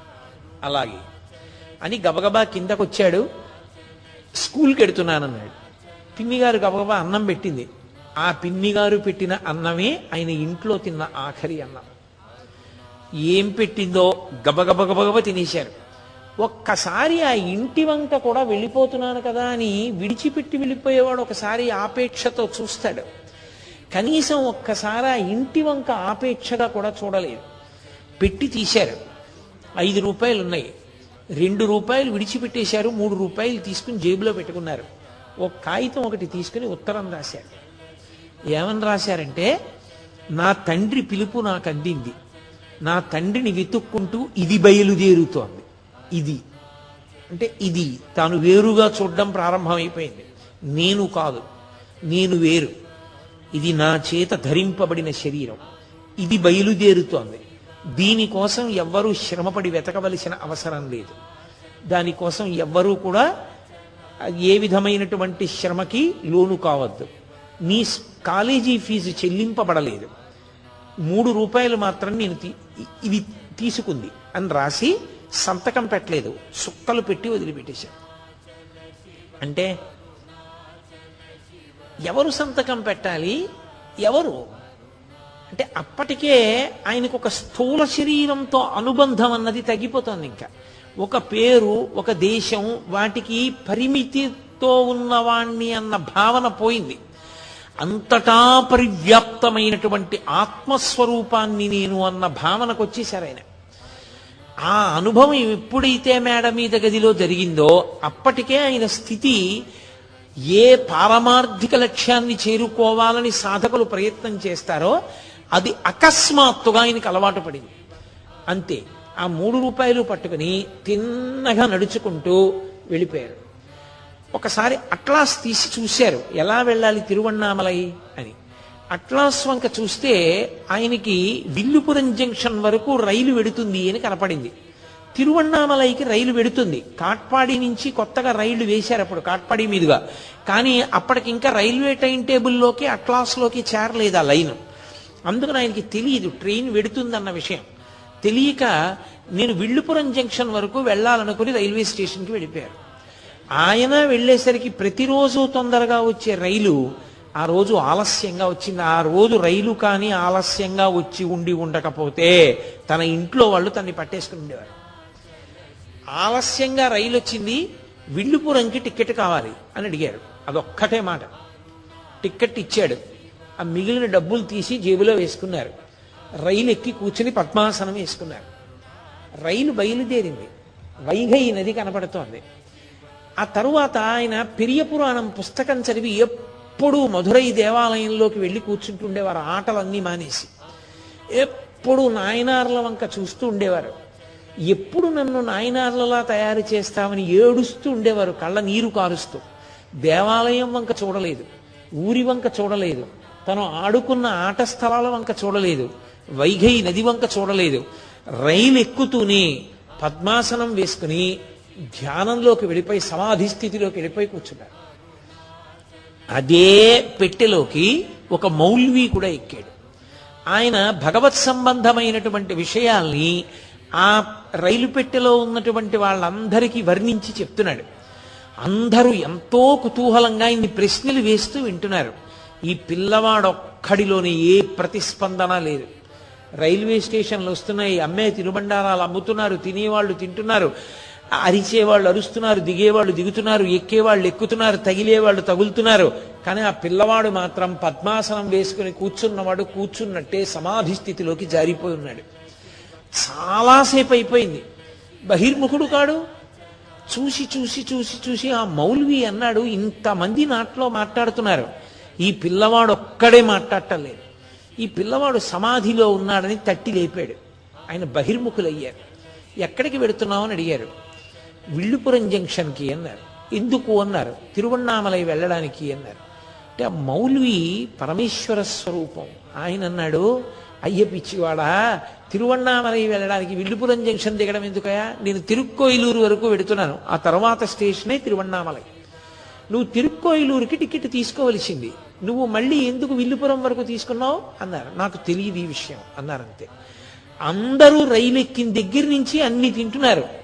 ఈ పిల్లవాడు మాత్రం ఏమీ తినలేదు. ఒక అర్ధన ఇచ్చి చీకటి పడుతుండగా 2 బేరికాయలు కొనుక్కున్నారు. కొనుక్కుని అది కూడా ఓ బేరికాయ కొరికారంతే. ఆయనకి ఆకలి తీరిపోయినట్టు అనిపించింది. ఇది సాధారణంగా సమాధి స్థితిలోకి తరచుగా ప్రవేశించేటటువంటి వ్యక్తులకు ఉండేటటువంటి లక్షణం. వాళ్ళు బహిర్ముఖులైనప్పుడు పిచ్చి ఆకలేసేసినట్లుగా ఉంటుంది వాళ్ళకి. వాళ్ళు నిజంగా భోజనానికి కూర్చుంటే వాళ్ళు తినవలసి వస్తే వాళ్ళు నిజంగా 2 పిడచలు తిందామనుకునే వేళటికి మళ్ళీ జారిపోతుంటుంది సమాధిలోకి. అందుకని వాళ్ళకి ఆహారం మీద ఏమి మక్కువ ఉండదు. కాబట్టి ఆయన 2 బేరికాయలు కొనుక్కుని ఒక్క బేరికాయ మాత్రం కొద్దిగా ముక్క కొరికారు. కొరికి పక్కన పెట్టి మళ్ళీ సమాధిలోకి వెళ్ళిపోయారు. విల్లుపురం జంక్షన్ వచ్చింది. ఆయన దిగుతూ చూశారు, ఆ మౌల్వి కనపడలేదు. దిగారు. తెల్లవారుజాము సమయానికి విల్లుపురంలో దిగారు. దిగి అక్కడి నుంచి ఆకలేసినట్లుగా అనిపించింది. తిన్నగా నడుచుకుంటూ ఒక పూటకోళ్ళవాని దగ్గరికి వెళ్ళారు. భోజనం పెడతావా అని అడిగారు. ఆయన అన్నాడు, ఇప్పుడు పెట్టరు, మధ్యాహ్నం పెడతారు అన్నాడు. చూశారు, ఉదయం అయింది. అంత డస్సిపోయిన పిల్లాడు.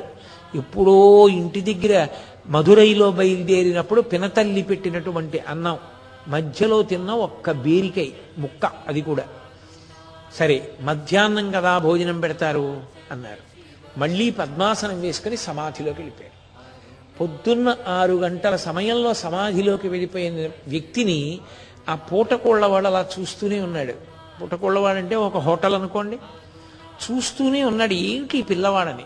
ఏమి కదలిక లేదు, నిశ్చలంగా ఉన్నారు. నల్లటి జుట్టు, తెల్లటి కాంతి, మెరిసిపోతున్నాడు పిల్లాడు. తనలో తానే రమిస్తూ అలాగే ఉన్నాడు. ఏమి అంగుళం కదలిక కూడా లేదు. మధ్యాహ్నం అందరూ వచ్చి భోజనం చేసి వెళ్ళిపోతున్నారు. పొద్దున్న వచ్చి భోజనం అడిగిన పిల్లాడు, ఇంతమంది వచ్చారు, భోజనాలు చేస్తున్నారు, వడ్డిస్తున్నారు, పదార్థాల వాసనలు వస్తున్నాయి, తింటున్నారు, మాట్లాడుతున్నారు, వెళ్ళిపోతున్నారు. అతను అలాగే ఉన్నాడు సమాధిలో. ఈయన వెళ్ళి లేపాడు. భోజనం చేస్తానని అడిగావు కదా, చేస్తావా అన్నారు. చేస్తాను అన్నారు. ఎంతుంది డబ్బు నీ దగ్గర అని అడిగారు. ఆయన దగ్గర ఏదో 2 అణాల పైచిలుకు ద్రవ్యం ఉంది అప్పటికి. నా దగ్గర ఇంత డబ్బు ఉంది అన్నారు. డబ్బు వద్దులే, భోజనం చెయ్యి అన్నారు. ఏదో కతికినట్టుగా కొన్ని మెతుకులు తిని మళ్ళీ రైల్వే స్టేషన్కి వెళ్ళిపోయారు. వెళ్ళిపోయి మళ్ళీ సమాధిలోకి ప్రవేశించి కూర్చున్నారు. ఆ రోజు రాత్రి రైల్వే స్టేషన్లోనే ఉన్నారు. తెల్లవారుతుండగా రైలు వచ్చింది. ఎక్కి కూర్చున్నారు. కూర్చుని అక్కడి నుంచి ఆయన దగ్గర డబ్బులు, ఆనాడు తిన్నగా వెళ్ళడానికి కావలసినంత డబ్బు లేదు, తిరువణ్ణామలై వరకు వెళ్ళడానికి కావలసినంత టికెట్ డబ్బు లేదు. అందుకని మాంబళం పట్టు అని ఒక స్టేషన్, ఆ మాంబళం పట్టు స్టేషన్ వరకే టికెట్ కొనుక్కున్నారు. కొనుక్కుని మాంబళం పట్టులో దిగిపోయారు. దిగిపోయిన తర్వాత ఇక్కడి నుంచి తిరువణ్ణామలైకి ఎంత దూరం వెళ్ళాలి అని అడిగారు. ఇక్కడి నుంచి దగ్గరగా ఓ 25 మైళ్ళు వెళ్ళవలసి ఉంటుంది అన్నారు. డబ్బులు లేవు చేతిలో, కాబట్టి నడిచి వెళ్ళిపోతాను అరుణాచలం నా తండ్రి దగ్గరికి అని నడక మొదలుపెట్టారు. 10 మైళ్ళు నడిచారు. 10 మైళ్ళు నడిచినటువంటి పిల్లవాడికి శరీరం స్వాధీనం తప్పిపోయింది. విపరీతమైనటువంటి ఆకలి వేసేస్తోంది. ఆ మాంబళం పట్టు దగ్గర నుంచి 10 మైళ్ళు నడిచి నడిచి నడిచి నడిచి అరయని నెల్లూరు అని చెప్పి అరయని నల్లూరు అని ఒక ఊరు. ఆ ఊరిలో కొండ మీద నిలబడితే తిరువణ్ణామలై కనపడుతూ ఉంటుంది, శిఖరాలు. అక్కడ జ్ఞాన సంబంధ నాయనారు వెళితే జ్యోతిస్వరూపంలో అరుణాచలేశ్వరుడు దర్శనమిచ్చాడు. జ్ఞాన సంబంధర్ పాటలు పాడారు అక్కడ. అటువంటి చోట కూర్చున్నాడు ఈ పిల్లవాడు. కూర్చుని ఆ కొండ మీద ఉన్నటువంటి స్వామిని చూశాడు. చూసి అతుల్యనాథుడు అని పిలుస్తారు. అరయని నల్లూరు ఊళ్ళో కొండ మీద ఉన్నటువంటి పరమశివుని యొక్క పేరు అతుల్యనాథుడు. ఆయనతో సమానమైన వాడు లేడు. తుల్య అంటే సమానం, అతుల్య సమానుడు లేడు అని. ఆ అతుల్యనాథ దేవాలయానికి వెళ్ళారు. ఎందుకని? కాస్త ప్రసాదం ఏమైనా నైవేద్యం పెట్టింది సాధారణంగా గుడికెడితే చేతిలో పెడతారు కదా, అది తిందామని. అప్పటికి గుడి తలుపులు తెరవలేదు. ఇంకా సాయంకాలం చీకటి పడుతోంది. ఆ బయటే కూర్చుని మళ్ళీ సమాధిలోకి ప్రవేశించారు. ఇంత ఆకలితో ఉన్న సామాన్యంగా పిల్లలకు ఉండేటటువంటి చాంచల్యంలో చిన్న చాంచల్యం కూడా పిల్లాడికి లేదు. అవకాశం దొరికిందా సమాధిలోకి వెళ్ళిపోవడమే. మళ్ళీ సమాధిలోకి వెళ్ళిపోయారు. కాసేపటికి అర్చకుడు వచ్చాడు, లోపలికి వెళ్ళాడు, పూజ చేస్తున్నాడు. అంతా అయిపోయింది. బాగా చీకటి పడిపోయిన తర్వాత అతను వెళ్ళిపోతూ చూశాడు. ఎవరో చీకట్లో కూర్చున్నట్టుగా అనిపించింది మంటపంలో. ఎవరక్కడ మంటపం దగ్గర? తలుపులేసేస్తున్నాను లేవండి అని గట్టిగా అరిచాడు దగ్గరికి వచ్చి. ఆయన ఉలిక్కిపడి బాహ్యంలోకి వచ్చారు. వచ్చి లేచి చాలా ఆకలిగా ఉంది, ఏమైనా కొంచెం పెడతారా అని అడిగారు. కొద్దిగా ప్రసాదం పెడతారా అని అడిగారు. అడిగితే ప్రసాదమా ఇంకోట? ప్రతివాడు గుళ్ళోకి వచ్చి ఇప్పటిదాకా కూర్చున్నావు, ఇప్పుడు ప్రసాదమా అని ఒక్క తోపు తోశాడు. అంత దూరంలో పడిపోయారు. పడిపోతే అక్కడ వాద్యగాండ్రు ఉన్నారు.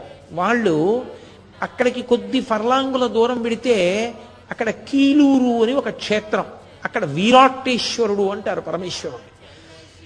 ఇంత దూరం వచ్చావు కదా, వాళ్ళు పరిచారకులు. అక్కడ మాతో పాటు రా, కొద్ది ఫర్లాంగులేగా ఆ కీలూరు వెడితే అక్కడ మేము వాద్యం మోగిస్తూ ఉంటాం, మా వంతు ప్రసాదం పెడతారు, మేము పెడతాం, మాతో రా అన్నారు. మళ్ళీ కొన్ని ఫర్లాంగుల దూరం ఆ చీకట్లో నడుచుకుంటూ వీళ్లతో పాటుగా ఆ కీలూరు గ్రామానికి వెళ్ళారు. వెళ్ళి అక్కడ మళ్ళీ చిన్న గుట్ట మీద ఉన్నటువంటి ఆ వీరాటేశ్వర దేవాలయంలోకి వెళ్ళారు. అర్చనంతా పూర్తి చేసేసిన తర్వాత అర్చకుడిని అడిగారు, కొంచెం ప్రసాదం పెడతారా మాకు అని అడిగారు. అయితే ప్రసాదమా ఇంకేమన్నా అని ఆ అర్చకుడు కూడా తోసేశాడు. తోసేస్తే వాద్యగాళ్ళు చూసి అన్నారు, ఒక్కొక్క చోట ఒక్కొక్కళ్ళ అదృష్టం, పెడదామంటే మాత్రం అవకాశం ఉండద్దు, ఇక్కడ రాసి పెట్టి ఉండద్దు ఎవరికైనా పెట్టడానికి. అర్చకుడికి దక్కలేదు ఆ అదృష్టం. ఆ వాద్యగాళ్ళు అన్నారు, ఎందుకయ్యా పిల్లాన్ని అలా తోసేస్తావు, ఇంత ప్రసాదం అడిగితే ముఖం చూడవయ్యా, మట్టి కొట్టుకుపోయి ఎలా ఉందో, ఎక్కడి నుంచి వస్తున్నాడో, అస్తమానం అలా జపం చేసుకుంటూ సాధనలో ఉన్నాడు, మా వంతు ప్రసాదం వస్తుందిగా మేము వాద్యం చేసినందుకు, అది పెట్టు అన్నారు. ఆ వాద్యగాళ్ళకి ఇవ్వవలసిన ప్రసాదం కబళం తీసి పిల్లాడి చేతిలో పెట్టారు. అప్పటికి చాలాసేపు అయిపోయింది, మంచినీళ్లు కూడా తాగి. ఇది నోట్లో పెట్టుకుని తింటే వెక్కిళ్ళు వస్తాయేమో, పొలమారుతుందేమో, ఊళ్ళోకి వెళ్ళి ఇక్కడే బ్రాహ్మణ వీధి ఉంది, ఆ బ్రాహ్మణ వీధిలో మంచినీళ్ళు అడిగి ఈ ప్రసాదం తినవయా అన్నారు. మెల్లిగా ప్రసాదం ఆకు చేతిలో పట్టుకుని వెళ్ళారు బ్రాహ్మణ వీధి దగ్గరికి. వెళ్ళి ఒక ఇంటి ముందు నించుని, అమ్మా మంచినీళ్ళు ఇస్తారా అని అడిగారు. వాళ్ళు తీసుకొచ్చి మంచినీళ్ళ ఆ ఇసుక కుప్ప మీద పడుకుని రాత్రి చలిలో అలాగే నిద్రపోయారు. యోగరతో వా భోగరతో వా సంగరతో వా సంగవిహీన యస్య బ్రహ్మణి రమతే చిత్తం నందతి నందతి నందత్యేవా అంటారు శంకరాచార్యుల వారు. యోగమున్నా భోగమున్నా రోగమున్నా కష్టమున్నా సుఖమున్నా యోగి మనస్సు ఎప్పుడూ చిందులేస్తూనే ఉంటుంది.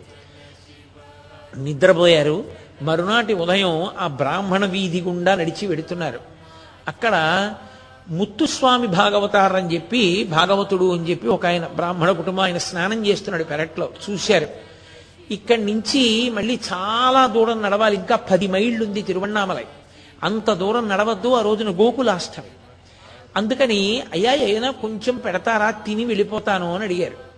ఆయన అన్నాడు, ఉండవయా, పక్కనే నదీ స్నానానికి వెళ్ళింది మా చెల్లెలు వితంతు, ఆమె స్నానానికి వెళ్ళింది, వచ్చిన తర్వాత ఏమైనా పెడుతుందిలే ఉండన్నారు. ఆయన అలాగే ఎదురు చూశారు. ఆ వెళ్ళిన వితంతు తిరిగి వచ్చింది. ఆమెకి పిల్లవాడి వంక చూస్తే ఈ పిల్లవాడిలో బాలకృష్ణుడు కనపడ్డాడు.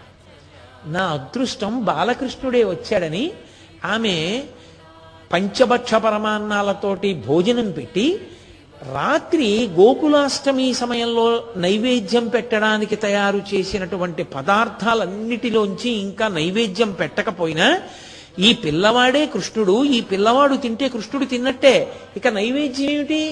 అది ఆవిడ అదృష్టం. ఆమె ఒక బట్టలో కొన్ని పదార్థాలు మూట కట్టి ఈ పిల్లవాడి చేతికిచ్చి, నాయనా మార్గమధ్యంలో తింటూ వెళ్ళు అంది. 10 మైళ్ళు నడవాలి. 10 మైళ్ళు నడవాలని కాదు ఆయన బాధ, మా అప్ప దగ్గరికి ఎప్పుడు వెళతాను, మా తండ్రి దగ్గరికి, ఇంకా తిరువణ్ణామలై వెళ్ళడానికి అంతసేపా అని బాధ కలిగి ఆలోచించారు. చెవి కమ్మలు గుర్తొచ్చాయి. ఆయనకి బంగారు చెవి పోగులు ఉన్నాయి. సంప్రదాయాన్ని బట్టి ఉపనయనం చేసినప్పుడు చెవి పోగులు పెడతారు, వాటికి కెంపులు ఉన్నాయి. వెంటనే ఆ చెవి జోళ్ళు 2 తీసేశారు. తీసేసి ఆ భాగవతుడి దగ్గరికి వెళ్ళి వితంతు యొక్క అన్నగారి దగ్గరికి, అయ్యా నేను తిరువణ్ణామలై బయలుదేరాలి, కొంచెం ఇవి తాకట్టు పెట్టుకుని ఒక్క 4 రూపాయలు ఇస్తారా నాకు అని అడిగారు. ఆయన దాన్ని అటు తిప్పాడు ఇటు తిప్పాడు, చూసుకున్నాడు, లెక్క కట్టుకున్నాడు, విలువ కట్టుకున్నాడు. బంగారం కెంపులు మంచివి, ఎంత లేదన్నా 20 రూపాయలు చేస్తాయి ఆ రోజుల్లో.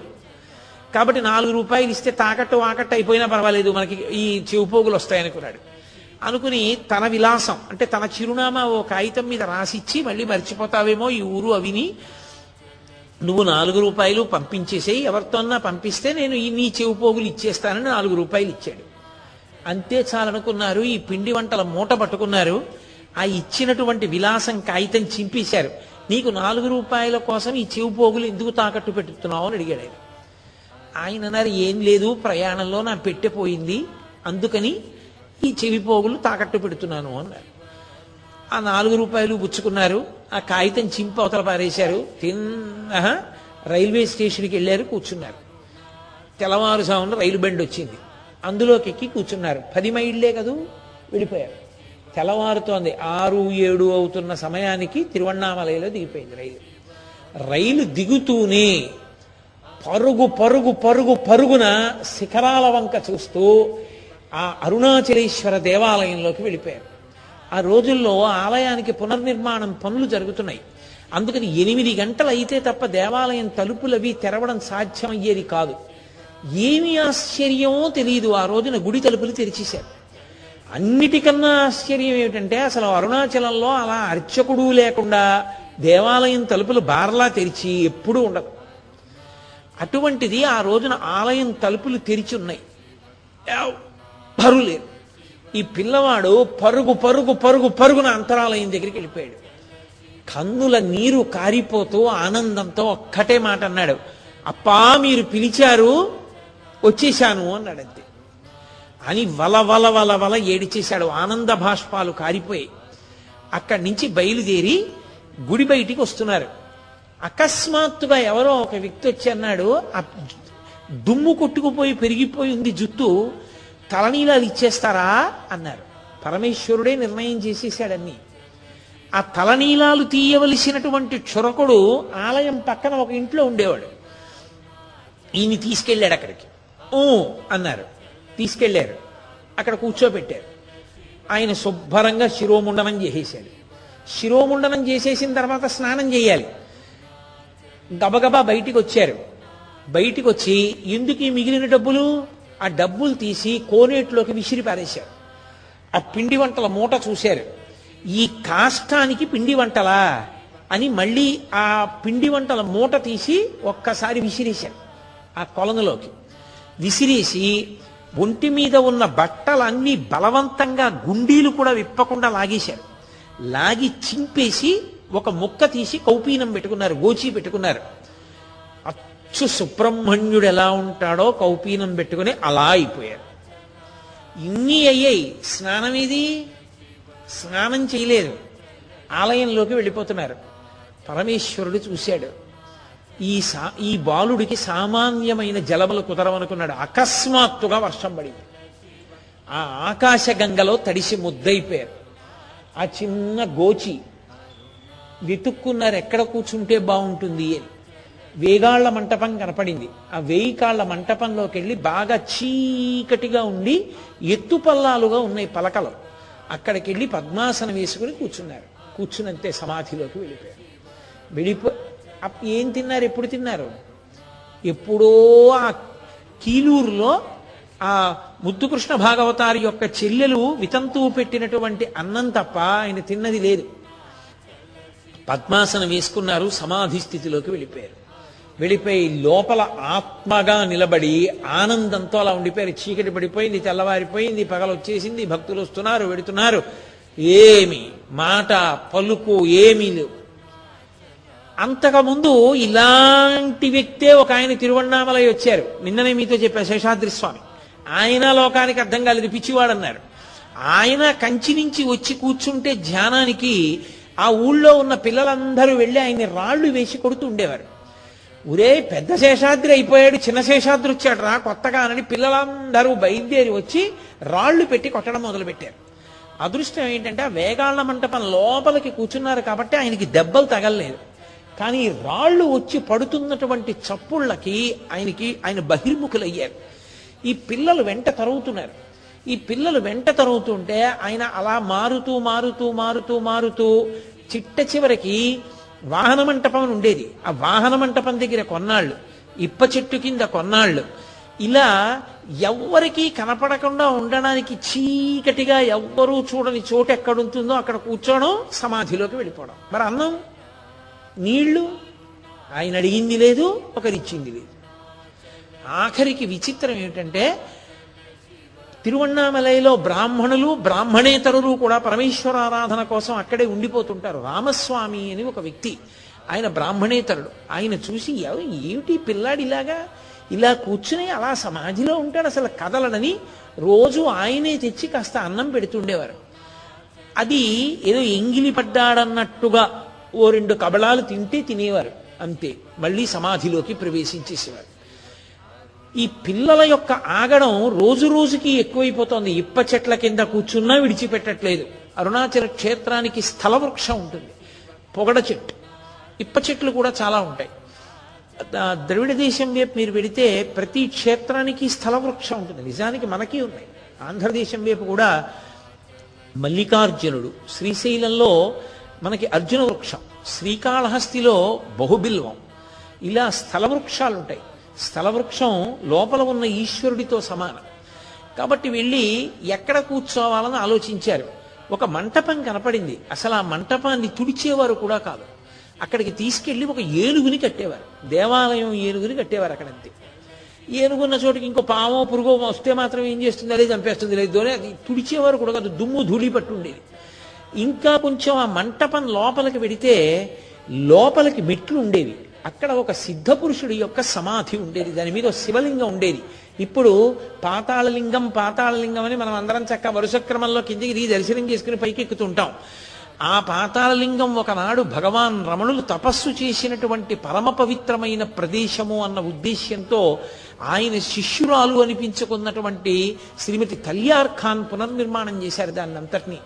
కాబట్టి అసలు అక్కడికి ఆ ఏనుగు వరకే ఎవరు వెళ్ళేవారు కాదు. ఇక ఏనుగు దాటి ఆ గుహలోకి, ఆ లోపలికి, ఆ పాతాళలింగం దగ్గరికి అసలు ఎవరు అడుగు కూడా పెట్టేవారు కాదు. అంత భయం. ఎందుకనంటే పూర్తిగా ముళ్ళ పొదలతోటి భయంకరమైనటువంటి క్రిమికీటకాదులతోటి ఉండేది. అటువంటి చోటికి పిల్లవాడు నన్ను ఎవ్వరూ గుర్తుపట్టరు, ఎవరు రారని అందరి పిల్లలతో ఆడుకున్న పిల్లవాడు అమ్మ పెట్టిన చద్దన్నం కడుపు నిండా తిని ఇంకా ఎక్కడైనా చిరుతిళ్ళు దొరుకుతాయా అని వెతుక్కుని నోట్లో పడేసుకునే పిల్లవాడు, ఆటలు తప్ప పుస్తకాలు పట్టుకోని పిల్లవాడు, ఎప్పుడు అటు ఇటు తిరగడం అలవాటైన పిల్లవాడు, మనుష్యులతో సంబంధం లేకుండా మనుష్యులు నా దగ్గరికి రాకుండా ఎక్కడ చోటు దొరుకుతుంది, అది అరుణాచలేశ్వర దేవాలయంలోనే నా తండ్రి సన్నిధానంలోనే ఉండాలనుకున్నారు. పాతాళలింగం పట్టపగలు మిట్ట మధ్యాహ్నం 12 గంటలకి వెళ్ళి చూస్తే కటిక చీకటి, లోపల ఏముందో ఎవరికి తెలిసేది కాదు. అడుగు కూడా పెట్టేవారు కాదు ఎవరు, ఎందుకంటే లోపలంతా డొంకలు. ఆ డొంకల్లోకి వెళ్ళి ఆ పాతాళలింగం ఉన్న చోట వెనకాతలకి కూర్చున్నారు.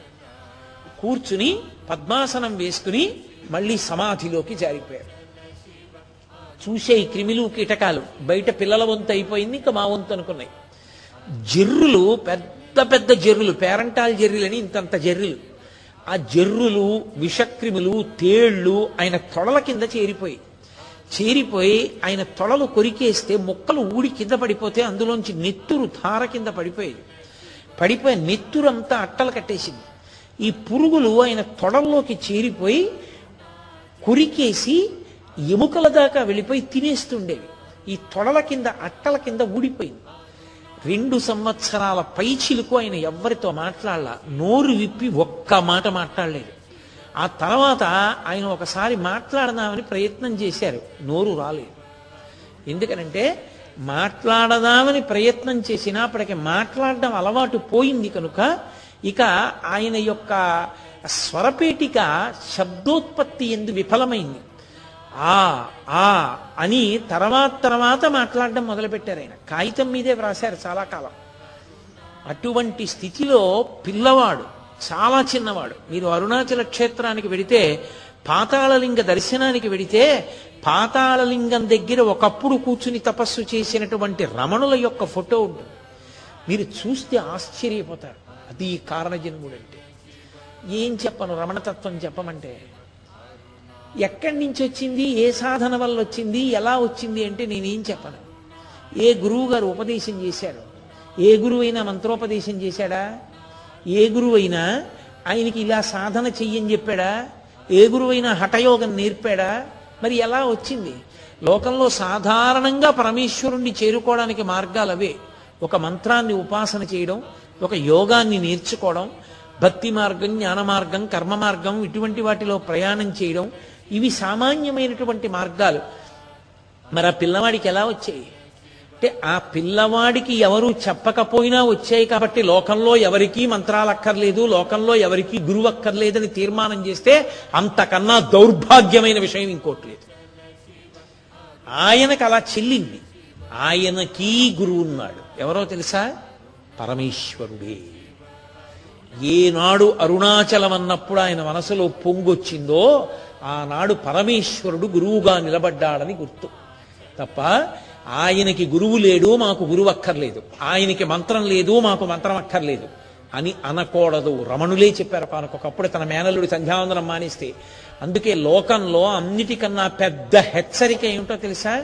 జ్ఞానిని అనుకరించవద్దు. జ్ఞానిని అనుకరించలేవు, అజ్ఞానిని అనుకరించవద్దు. ఈ 2 హెచ్చరికలు వేదాంతంలో. బాగా జీవితంలో జ్ఞాపకం పెట్టుకోవలసినవి ఇవే. రమణ మహర్షి యొక్క జీవితాన్ని నువ్వు తెలుసుకో, తప్పులేదు. రమణులు అంత గొప్పవారయ్యారంటే ఆయన గత జన్మలలో చేసిన సాధనా బలం ఒక జన్మలో ఆయన ఆ స్థాయికి తీసుకెళ్ళింది తప్ప, రమణ మహర్షి అలా చేశారు కాబట్టి నేను కూడా అలా చేయగలనని అనుకున్నావో 1 గంట నిలబడలేవు ఆయనలా. ఒక జ్ఞానిని నువ్వు అనుకరించలేవు, నీకు సాధ్యం కాదు. పాతాళలింగం దగ్గర ఆయన కూర్చున్నట్టు నువ్వు వెళ్ళి కూర్చుంటావు ఆయన డొంకలో. తేళ్లు జర్రిలు కొరుకుతుంటే కూర్చోవడం నీకు సాధ్యమా? జ్ఞానిని అనుకరించరాదు. నువ్వు జ్ఞానివైతే నువ్వు అలా నిలబడగలవు. అజ్ఞానిని అనుకరించవద్దు. అజ్ఞాని ఒక ఎక్స్ట్రీమ్. వాడు తద్దనం అక్కర్లేదంటాడు, సంధ్యావందనం అక్కర్లేదు అంటాడు, భగవంతుడు ఏమిటంటాడు, దేవుడు ఏమిటంటాడు. వాడిని అనుకరించవద్దు, జ్ఞానిని అనుకరించలేవు. ఈ మధ్యలో నీ సాధన ఉంటుంది. ఈ సాధన చేత నువ్వు జ్ఞానివి కావాలి. భక్తితో కూడిన కర్మాచరణము వలన ఈశ్వరానుగ్రహంతో ఎప్పుడో జ్ఞానం ఏర్పడుతుంది. ఆ జ్ఞానం ఏర్పడడం అన్నది ఎలా ఉంటుందో తెలుసా? ఇక మరుపునకు రాదు. ఇక తెలిసిపోతుంది నేను ఆత్మ, నేను శరీరం కాదని. మీకు తేలిక ఉదాహరణ ఒకటి చెప్పాలనుకోండి. నాకు 25 ఏళ్ళు వచ్చే వరకు నేను పెళ్లి చేసుకోలేదు. 25 ఏళ్ల వరకు. అదే పెద్ద గొప్ప విషయం కాదు. 25 ఏళ్ళు వచ్చేవారు ఎవరూ చేసుకోరు. నేనే గొప్ప అనుకుంటున్నానని మీరేమనుకుంటున్నారేమో. 25 ఏళ్ల తర్వాత నేను పెళ్లి చేసుకున్నాను. అప్పుడు 25 ఏళ్ల వరకు నాకు గుర్తుండేది నేను ఇంకా పెళ్లి చేసుకోలేదు. నా పెళ్లి అయిపోయిన తర్వాత కూడా ఒకానొక సందర్భంలో తెలియక ఒకళ్ళు మా ఆఫీస్కి వచ్చి, ఏమండి మీకు పిల్లనిద్దామని వచ్చామండి అని చెప్పి ఫోటో అవి పట్టుకొచ్చారు. నేను అప్పుడు వాళ్ళ దగ్గర ఫోటో జాతకం తీసేసుకుని రండి తప్పకుండా మాట్లాడదామని చెప్పి వాళ్ళని పిలిచాను అనుకోండి. వాళ్ళు ఈవిడెవరు అంటే అయ్యో మర్చిపోయిన సుమండి నాకు పెళ్ళయింది అంటానా? ఒకసారి పెళ్ళైతే ఇక జీవితాంతం గుర్తుంటుంది నాకు పెళ్ళి అయిపోయిందని. నేను తండ్రిని అయితే నాకు జీవితాంతం గుర్తుంటుంది నేను తండ్రిని అయిపోయాను అని. నేను తాతనైపోతే నాకు జీవితాంతం గుర్తుంటుంది నేను తాతనైపోయాను అని. ఏమంటే మీరు తాత అయ్యారా కోటేశ్వరారు అని అడిగారు అనుకోండి, నేను తాతనయ్యానా అంటారా అని గంటసేపు ఆలోచిస్తారేంటి? అయ్యానండి అని వెంటనే చెప్తారా చెప్పరా? అలాగే భగవత్ సంబంధమైన జ్ఞానము కలిగి ఆత్మయే నువ్వు, శరీరము కాదు అని ఎరుకలోకి వస్తే ఇక శరీరము నేననడు ఆత్మ నేను అనుభవంలో ఉండిపోతాడు. అది కృతకంగా అంటించుకుంటే రాదు, అది ఈశ్వరుడు యొక్క అనుగ్రహం చేత వస్తుంది. ఆ ఈశ్వరానుగ్రహం దేని వల్ల వస్తుంది? భక్తితో కూడిన కర్మాచరణం వలన వస్తుంది. భక్తి అన్న మాటకు అర్థం ఏమిటి? వేదం ఎలా చెప్పిందో అలా బతకడం. మా నాన్నగారు చదువుకోరా అన్న మాటలో కొన్ని అంతర్లీనమైన విషయాలు ఉన్నాయి.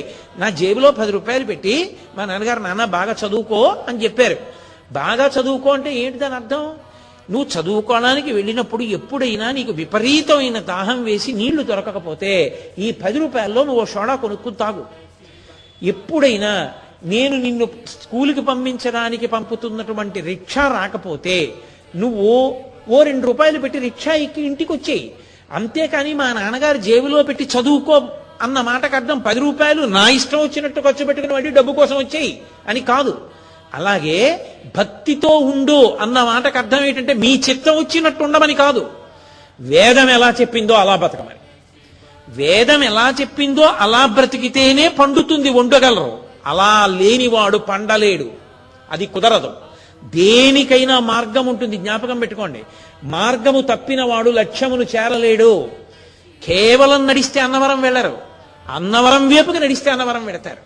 అన్నవరం వైపుకి నడవడం మానేసి నేను నడుస్తున్నాను కదండి అని ఇంకో దిక్కుకి నడిస్తే మీరు బెంగళూరు ఎడతారు, లేకపోతే చెన్నై ఎడతారు. అన్నవరం మాత్రం మీకు రాదు. బతికున్నన్నాళ్ళు నడిచిన అన్నవరం రాదు. కన్యాకుమారి కూడా వచ్చేస్తుంది, ఇంకా సముద్రాన్ని కూడా దాటిపోతే శ్రీలంక కూడా వచ్చేస్తుంది, తప్ప అన్నవరం మాత్రం ఇక రాదు. ఏ మార్గంలో వెళ్ళాలో ఆ మార్గంలో వెళ్ళిన వాడికే ఆ లక్ష్యాన్ని చేరడం సాధ్యమవుతుంది. అంతేకాని నా ఇష్టం వచ్చిన మార్గంలో నేను వెడతాను పరమేశ్వరుణ్ణి చేరుకుంటాననుకుంటే అది దారి తప్పడమే, అలా కుదరదు. రమణతత్వం అంటే అంతే. ఆయనకి యథార్థ జ్ఞానము ప్రకాశించింది. దేని వలన? ఇక నువ్వు సాధన చేయవలసిన అవసరం లేదు, ఇక నువ్వు మంత్రోపదేశం చేసుకోక్కర్లేదు, ఇక నువ్వు మంత్రజపం చెయ్యక్కర్లేదు, నీకు అవసరం లేదు, అదంతా అయిపోయింది. మరి ముందు కొంతకాలం ఎందుకు అలా ఆడుకుంటూ ఉండిపోయారు? ప్రారబ్ధం మిగిలిపోయింది. ఆ ప్రారబ్ధం కూడా పూర్తయిపోవాలి. అది కూడా పూర్తయిపోతే తప్ప ఆ జ్ఞానం కలగదు, ఆ పంట పండదు. అదొకసారి పండింది అంటే ఆయనకి తెలిసిపోయింది. ఇక ఆయన ఎప్పుడూ కూర్చున్నారు. ఆయన ఇంకా ఏదో తపస్సు చేశారు అన్న మాట ఏమనాలో అర్థం కాక అండం. ఆ శరీర స్థాయిని దాటిపోయి ఆత్మస్థాయిలో నిలబడిపోతే, ఇక నేను బ్రహ్మమన్న మాట ఎరుకలోనికి వచ్చేస్తే, ఇక బ్రహ్మముగా నిలబడిపోయిన వాడికి రెండవ వస్తువు లేదు. ఇది బాగా జ్ఞాపకం పెట్టుకోవాలి మీరు. దీన్ని అద్వైతానుభూతి అని పిలుస్తారు. అద్వైతానుభూతి అన్న మాట శంకర భగవత్పాదుల ప్రయోగం, వేదాంతర్గతం. అద్వైతానుభూతి అన్న మాటకు అర్థం ఏంటంటే రెండవది లేని స్థితి. బాగా గుర్తుపెట్టుకోండి, రమణులు అనుభవించిన స్థితి రమణ తత్వము కొత్తది కాదు. రమణ తత్వము వేదాంతర్గతము. వేదము చెప్పిన సత్యం రమణులు అనుభవించారు. ఏ మహాపురుషుడైనా అదే అనుభవిస్తాడు. అది కాక అనుభవించడానికి ఇంకొకటి లేదు, అదే అనుభవించాలి చరమస్థాయిలో. కాబట్టి ఆయన ఆ పరబ్రహ్మముగా సమాధి యందు ఉండిపోయారు. ఉండిపోవడంలో ఇక శరీర స్పృహ లేదు, అప్పుడు ఉన్నదొక్కటే. అందుకే ఆయన తరచుగా ఒక మాట అంటుండేవారు. ఆయన శరీరము వృద్ధాప్యంలోకి వెళ్ళిపోయిన తర్వాత సర్కోమా వ్యాధి వచ్చింది. ఇక విపరీతమైన జ్వరం వచ్చి ఆయన వణికిపోతుంటే ఆయన శరీరం పతనం అయిపోతుంది, పడిపోతుంది. అటువంటి సమయంలో చుట్టూ ఉన్న వాళ్ళు చేరి ఏడిచారు. భగవన్ మీరు చచ్చిపోతారేమో అని మాకు భయంగా ఉంది అన్నారు. ఆయన అన్నారు, నేను చచ్చిపోతానా? నాకు చావు లేదుగా, ఇది చచ్చిపోతుంది. ఇది అద్దె కొంప. అద్దె కొంపలో ఉన్నవాడు ఖాళీ చెయ్యాలిగా, దీన్ని నేను వదలాలిగా. అంటే భగవన్ మీరు మాకు దక్కరగా, అంటే దక్కకపోవడానికి నేను వెళ్ళిపోవడానికి చోటెక్కడుంది? నేను అంతా నిండిపోయానుగా, నేనెక్కడికెడతాను? అంతటా నిండి ఉన్నానన్నారు. మీరు నమ్మగలిగితే ఇప్పుడు నేను చెప్తున్న మాటలు, మీరు వింటున్న మాటలు, మన మధ్యలో ఆయన ఉన్నారు, ఉండి ఆయన వింటున్నారు. అది అచలం, ధ్రువం, అది కదలడానికి చోటు లేదు. ఆత్మ సర్వత్ర పరివ్యాప్తమైపోయి ఉంటుంది. అది శరీరంలో ఉంటే రమణ అని మనం పిలిచాం, ఆయన మాత్రం అలా పలకలేదు. ఆయన ఎప్పుడు దీన్ని సాక్షిగా చూస్తూ ఉండేవారు. ఇది ఇది ఇది అనేవారు తప్ప నేను అనేవారు కాదు. ఎవరైనా ఇంకొక ప్రాణి కనపడింది అనుకోండి, ఆయన శరీర భావనతో చూసేవారు కాదు. దానిలోని ఆత్మ, తనలోని ఆత్మ అభిన్నం. అది ఆ శరీరాన్ని తొడుక్కుంది, అదొక శరీరాన్ని తొడుక్కుంది, ఇది దీన్ని తొడుక్కుంది.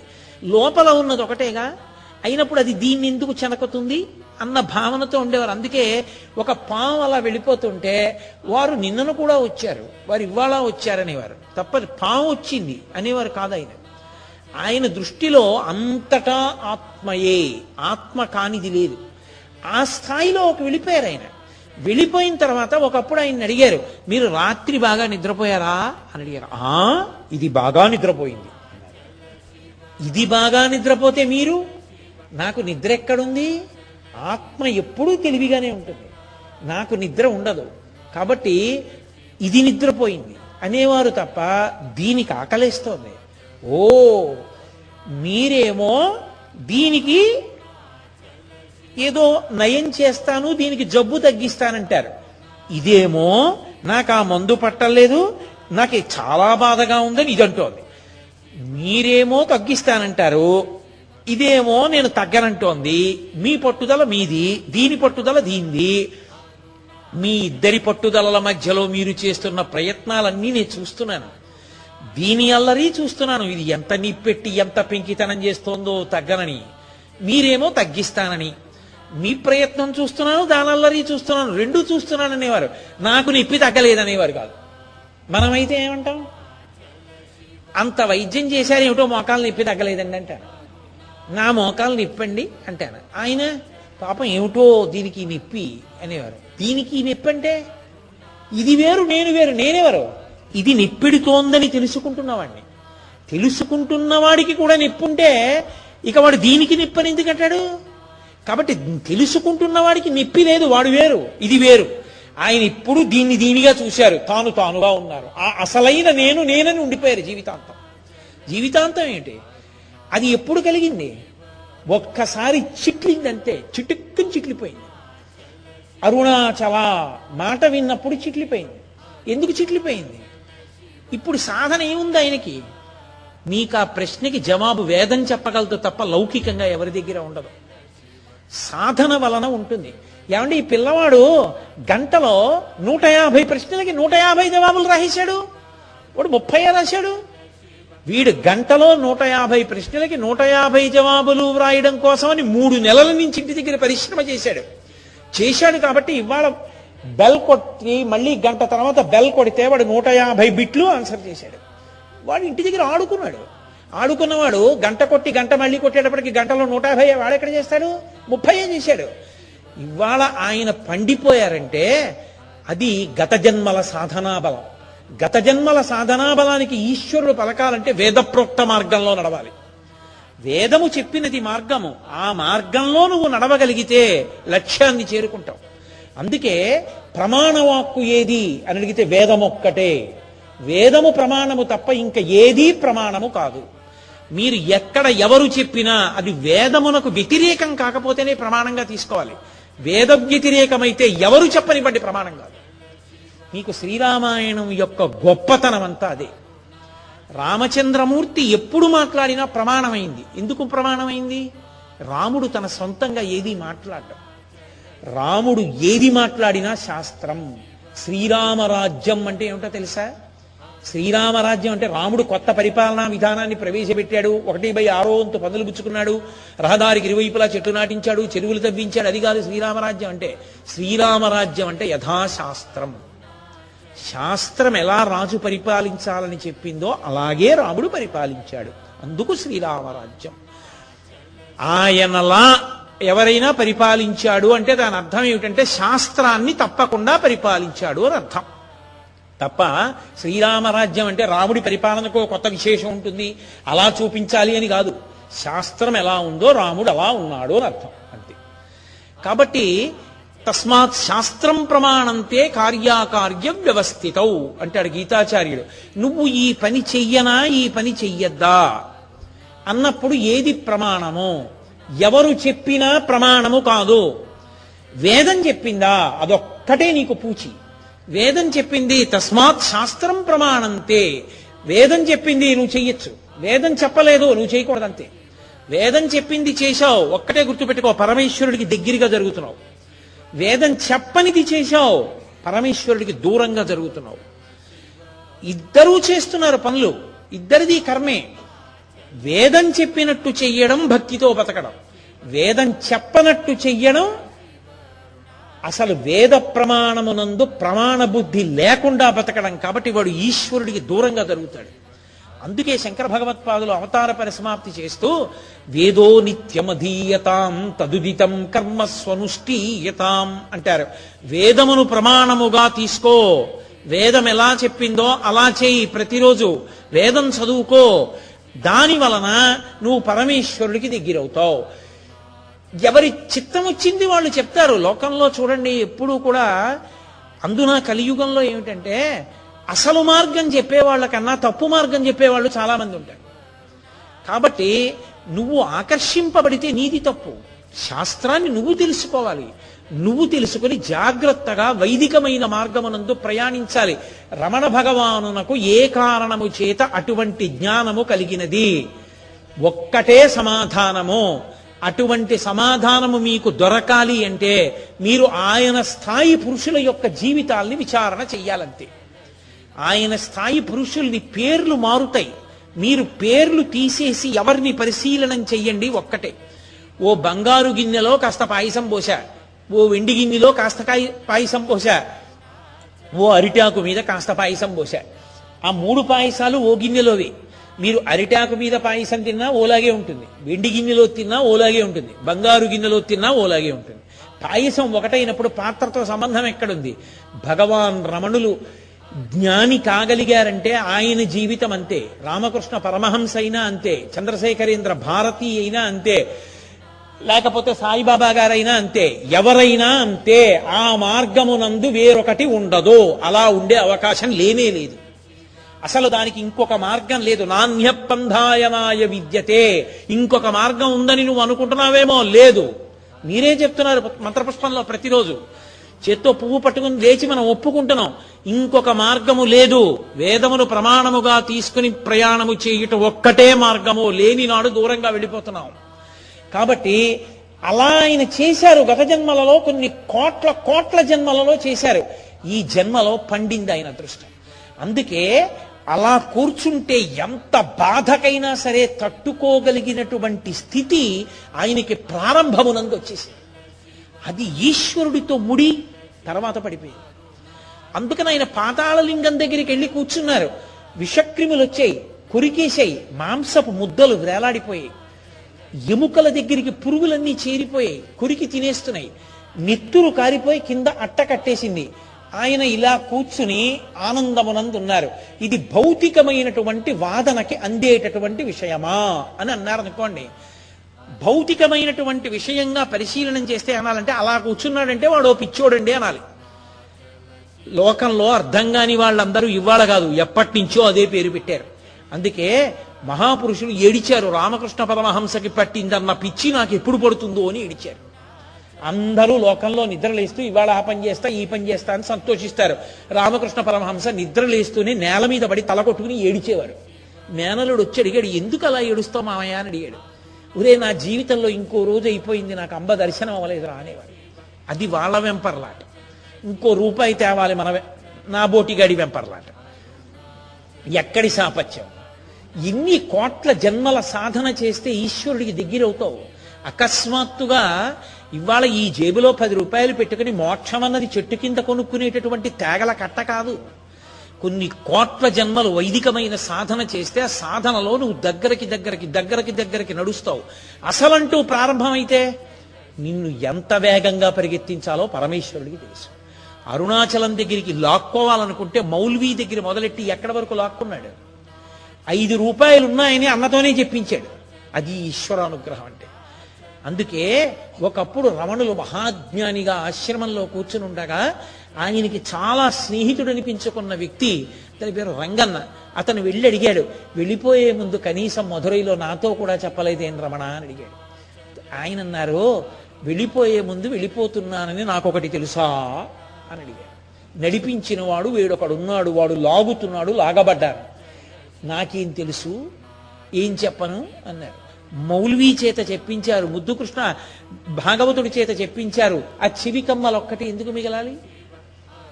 ఆ అవసరం తీరిపోగానే విసిరి పారేశారు. స్నానానికి అప్పుడే వర్షం ఎక్కడి నుంచి పడాలి?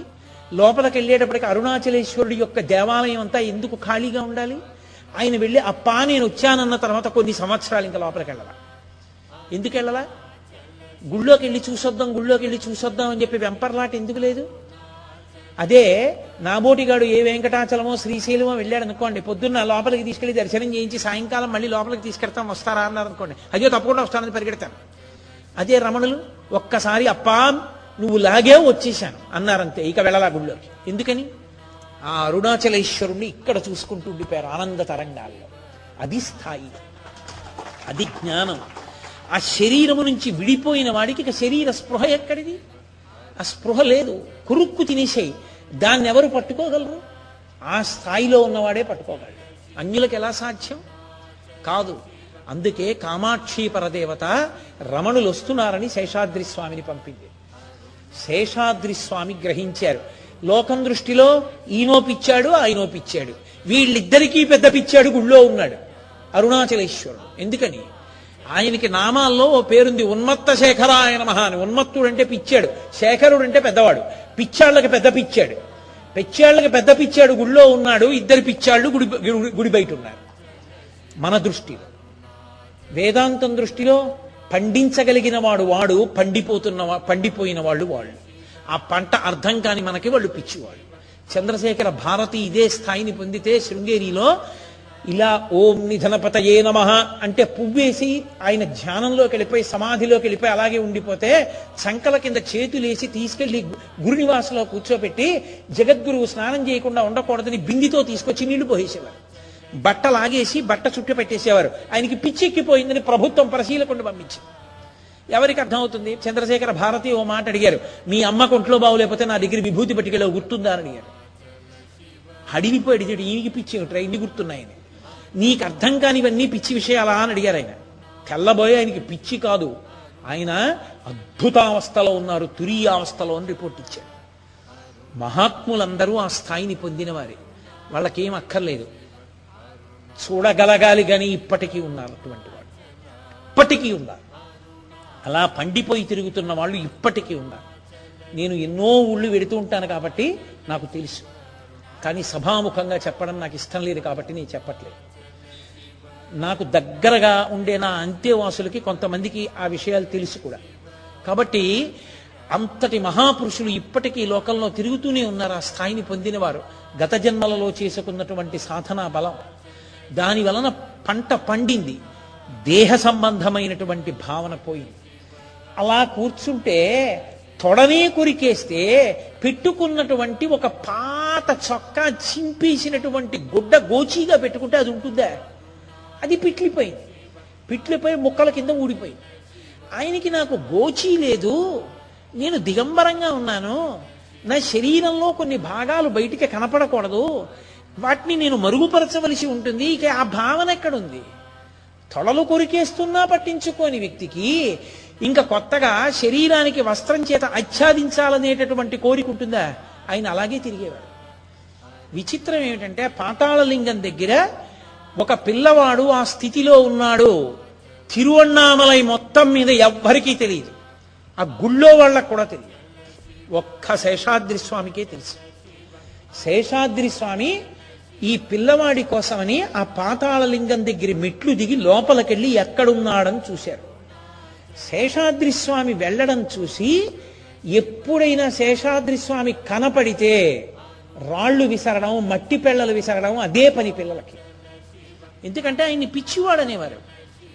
బుద్ధి గడ్డి తిన్నవాళ్ళు ఎవరు? పెద్దవాళ్ళు. పిల్లలకే ఆ దోషం ఉండొచ్చు, పెద్దవాళ్ళు చెప్పాలిగా.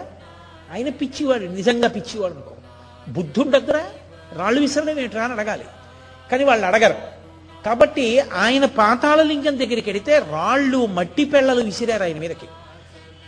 అన్ని ఎందుకు విసురుతున్నారని అనుమానం వచ్చి అరుణాచల క్షేత్రంలో ఒక గొప్ప భక్తుడు ఒక ఆయన అక్కడ నిలబడి చూస్తున్నాడు. ఆ పాతాళలింగం దగ్గర నుంచి పరిగెత్తుకుంటూ బయటకు వచ్చాడు శేషాద్రి స్వామి.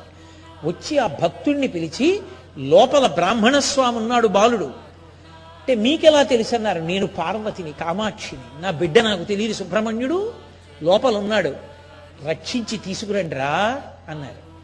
అని ఆయన గబగబా వెళ్ళిపోయారు. ఆయన వెళ్ళిపోగానే అక్కడ ఉన్నటువంటి ఆ భక్తుడు చూసి, అరే రే, ఇంతటి మహానుభావుడి మీద రాళ్ళు విసురుతున్నారని వీళ్ళు అని కోపం వచ్చి అక్కడ ఒక చెట్టు ఉంటే దాన్ని కొమ్మ విరిచి ఆ కొమ్మ పట్టుకు పరిగెత్తాడు ఆ పిల్లల వెంట. ఆ పిల్లలందరూ పారిపోయారు. అప్పుడు నలుగురిని పోగేసి పాతాళలింగం దగ్గరికి వెళ్ళి దీపాలు పట్టుకుని వెళ్ళారు. వెళ్ళి చూస్తే ఆ శివలింగం పక్కన కట్టిక చీకట్లో మిణుకు మిణుకుమంటూ వెలుతురులో కనపడ్డాడు ఈ పిల్లాడు. జుట్టంతా ఇలా పెరిగిపోయింది, గోళ్ళు ఇలా పెరిగిపోయి ఇలా వంకర తిరిగిపోయాయి, ఒంటి మీద బట్ట లేదు, పిలిస్తే పలుకు లేదు. పిల్లవాడి తొడల కింద చెయ్యి వేసి పైకెత్తారు. నెత్తురు అట్టలు కట్టి మాంసం చేతులకు అంటుకుంది. అలాగే ఎత్తి పట్టుకొస్తున్న స్పృహ లేదు, బ్రహ్మానందమునందున్నారు. తీసుకొచ్చి ఆయన్ని ఆ ఇప్ప చెట్ల కింద కూర్చోపెట్టారు. ఆ తర్వాత అనేకమైనటువంటి స్థానాలు మారారు. ఆఖరికి గురుమూర్తం అన్న స్థానానికి తీసుకెళ్లారు. అక్కడ ఎవరో అడుగు కూడా పెట్టేవారు కాదు, నడిచేవారు కాదు, భయం. ఇంతంత చీమలు. ఆయన్ని తీసుకెళ్లి అక్కడ కూర్చోపెట్టి ఎవరు రారు అక్కడికని చెప్పి 4 నీటి పాత్రలు పెట్టి ఒక బల్ల కోళ్లు 4 కోళ్లు నీటి పాత్రల్లో పెట్టి చీమలు ఎక్కకుండా ఆయన్ని కూర్చోబెట్టారు. ఆయన ధ్యానపారవస్యంలో వీపు గోడకి తగిలింది. తగలగానే చీమలన్నీ గోడ మించి వచ్చి ఆయన వీపు కురికేసి, ఆయనకి ఏమీ తెలియదు, అలాగే కూర్చున్నారు. వీపు కొరికేస్తే వీపులోంచి కారినటువంటి నెత్తుటి అట్ట వీపు ముద్రగా పడింది. మామిడి తోపులో కూర్చున్నారు. దొంగలు వచ్చారు, ఎవరూ లేరు కదా, ఎత్తుకుపోదాం కాయలు అవినని. ఈయనొక్కరే ఉన్నారు, కూర్చుని ఉన్నారు. ఇదే అలా కూర్చున్నాడు, మనము ఏ చెట్టో ఎక్కగానే పట్టుకుందామని కూర్చున్నాడేమోరా, చూడు వెళ్ళని మెల్లిగా కర్ర పెట్టి కదిపి చూశారు. ఆయన ఏం కదలలేదు. ఒరే నిజమంటావా అబద్ధమంటావా అని అక్కడే శివుడు మొక్కోటి ఉంది, అది ఆ ఆకుని పిండి ఇలా ఒంటి మీద వేసినా సరే భగ్గుమంటుంది. ఆ ఆకులు తీసి పిండి రసం తీసుకొచ్చి వెనక నుంచి ఒకడు ఆయన కన్నురెప్పలు పైకెత్తాడు. ఆ రసం ఆయన కళ్ళల్లో పోసేశారు. ఇంకొకడైతే క్షణం నిలబడలేడు, గావు కేకలు పెడతాడు. 2 కళ్ళల్లో ఆకుల రసం పోశారు. ఆయన ఎందుకు కదలిక లేదు, ఆయన అలాగే బ్రహ్మానందం అనుభవిస్తూ ఉండిపోయారు. ఏం చెప్పను రమణతత్వం అంటే, అది బ్రహ్మానందం అంటే. అంత గొప్ప స్థితిలో దేహ సంబంధం నుంచి విడిపోయి మహానుభావుడు తపస్సు చేస్తూ ఉండిపోయారు. అంతటి బ్రహ్మానందంలో ఆయన ఉన్నటువంటి రోజులలో ఆయన అక్కడ ఉన్నారు అన్న విషయం కోసం వెతుక్కోవలసిన వాళ్ళు ఒకళ్ళు ఉన్నారు లౌకికంగా. ఆయన ఎంత బ్రహ్మానందంలో ఉన్నారో అంత శోకంలో ఒకళ్ళు ఉన్నారు. ఎవరు? తల్లి అలగమ్మ గారు, ఆయన యొక్క అన్న, ఆ తర్వాత కుటుంబ సభ్యులు, బంధువులు, స్కూల్లో పాఠం చెప్పిన వాళ్ళు. మేస్టార్ ఏమైనా అన్నారా? లేకపోతే ఇంట్లో పిన్ని గారు ఏమైనా అన్నారా? బాబాయ్ గారు ఏమైనా అన్నారా? అన్నయ్య ఏమైనా మందలించాడా? లేకపోతే ఏమైనా వికారం పుట్టిందా? మతిభ్రమణం వచ్చిందా? పిల్లాడు ఏమైనా దుర్వ్యసనాల కోసం ఎక్కడికైనా వెళ్ళిపోయాడా? నాటకాల్లో చేరిపోయాడా? రకరకాల ఆలోచనలు. ఒక పక్క భర్త పోయారు, ఒక పక్క కొడుకు ఎక్కడికో వెళ్ళిపోయాడు. పాపం ఆ అలగమ్మ గారు ఏడుస్తూనే ఉన్నారు. ఇంతమంది ఏడుస్తుంటే ఒక్కడు అన్నిటికీ అతీతంగా ఆనందపడుతున్నాడు. ఆ తర్వాత కథ ఎన్ని మలుపులు తిరిగిందో, రమణ తత్వం మౌనంలోనే ఎంత సందేశం ఇచ్చిందో రేపటి రోజున విందుగా. మంగళాశాసనపరైః మదాచార్యపురోగమైః సర్వైశ్చ పూర్వైరాచార్యైః సత్కృతాయాస్తు మంగళం. మంగళం కోసలేంద్రాయ మహనీయ గుణాత్మనే చక్రవర్తితనూజాయ సర్వభౌమాయ మంగళం. ఉమాకాంతాయ కాంతాయ కామితార్థప్రదాయినే శ్రీగిరీశాయ దేవాయ మల్లినాథాయ మంగళం. కరచరణకృతం వా కర్మ వాక్కాయజం వా శ్రవణనైనజం వా మానసం వాపరాధం విహితం వా సర్వమేత్తక్షమస్వ శివ శివ కరుణాబ్ధే శ్రీమహాదేవ శంభో. సర్వం శ్రీ ఉమామహేశ్వర పరబ్రహ్మార్పణమస్తు. స్వస్తి.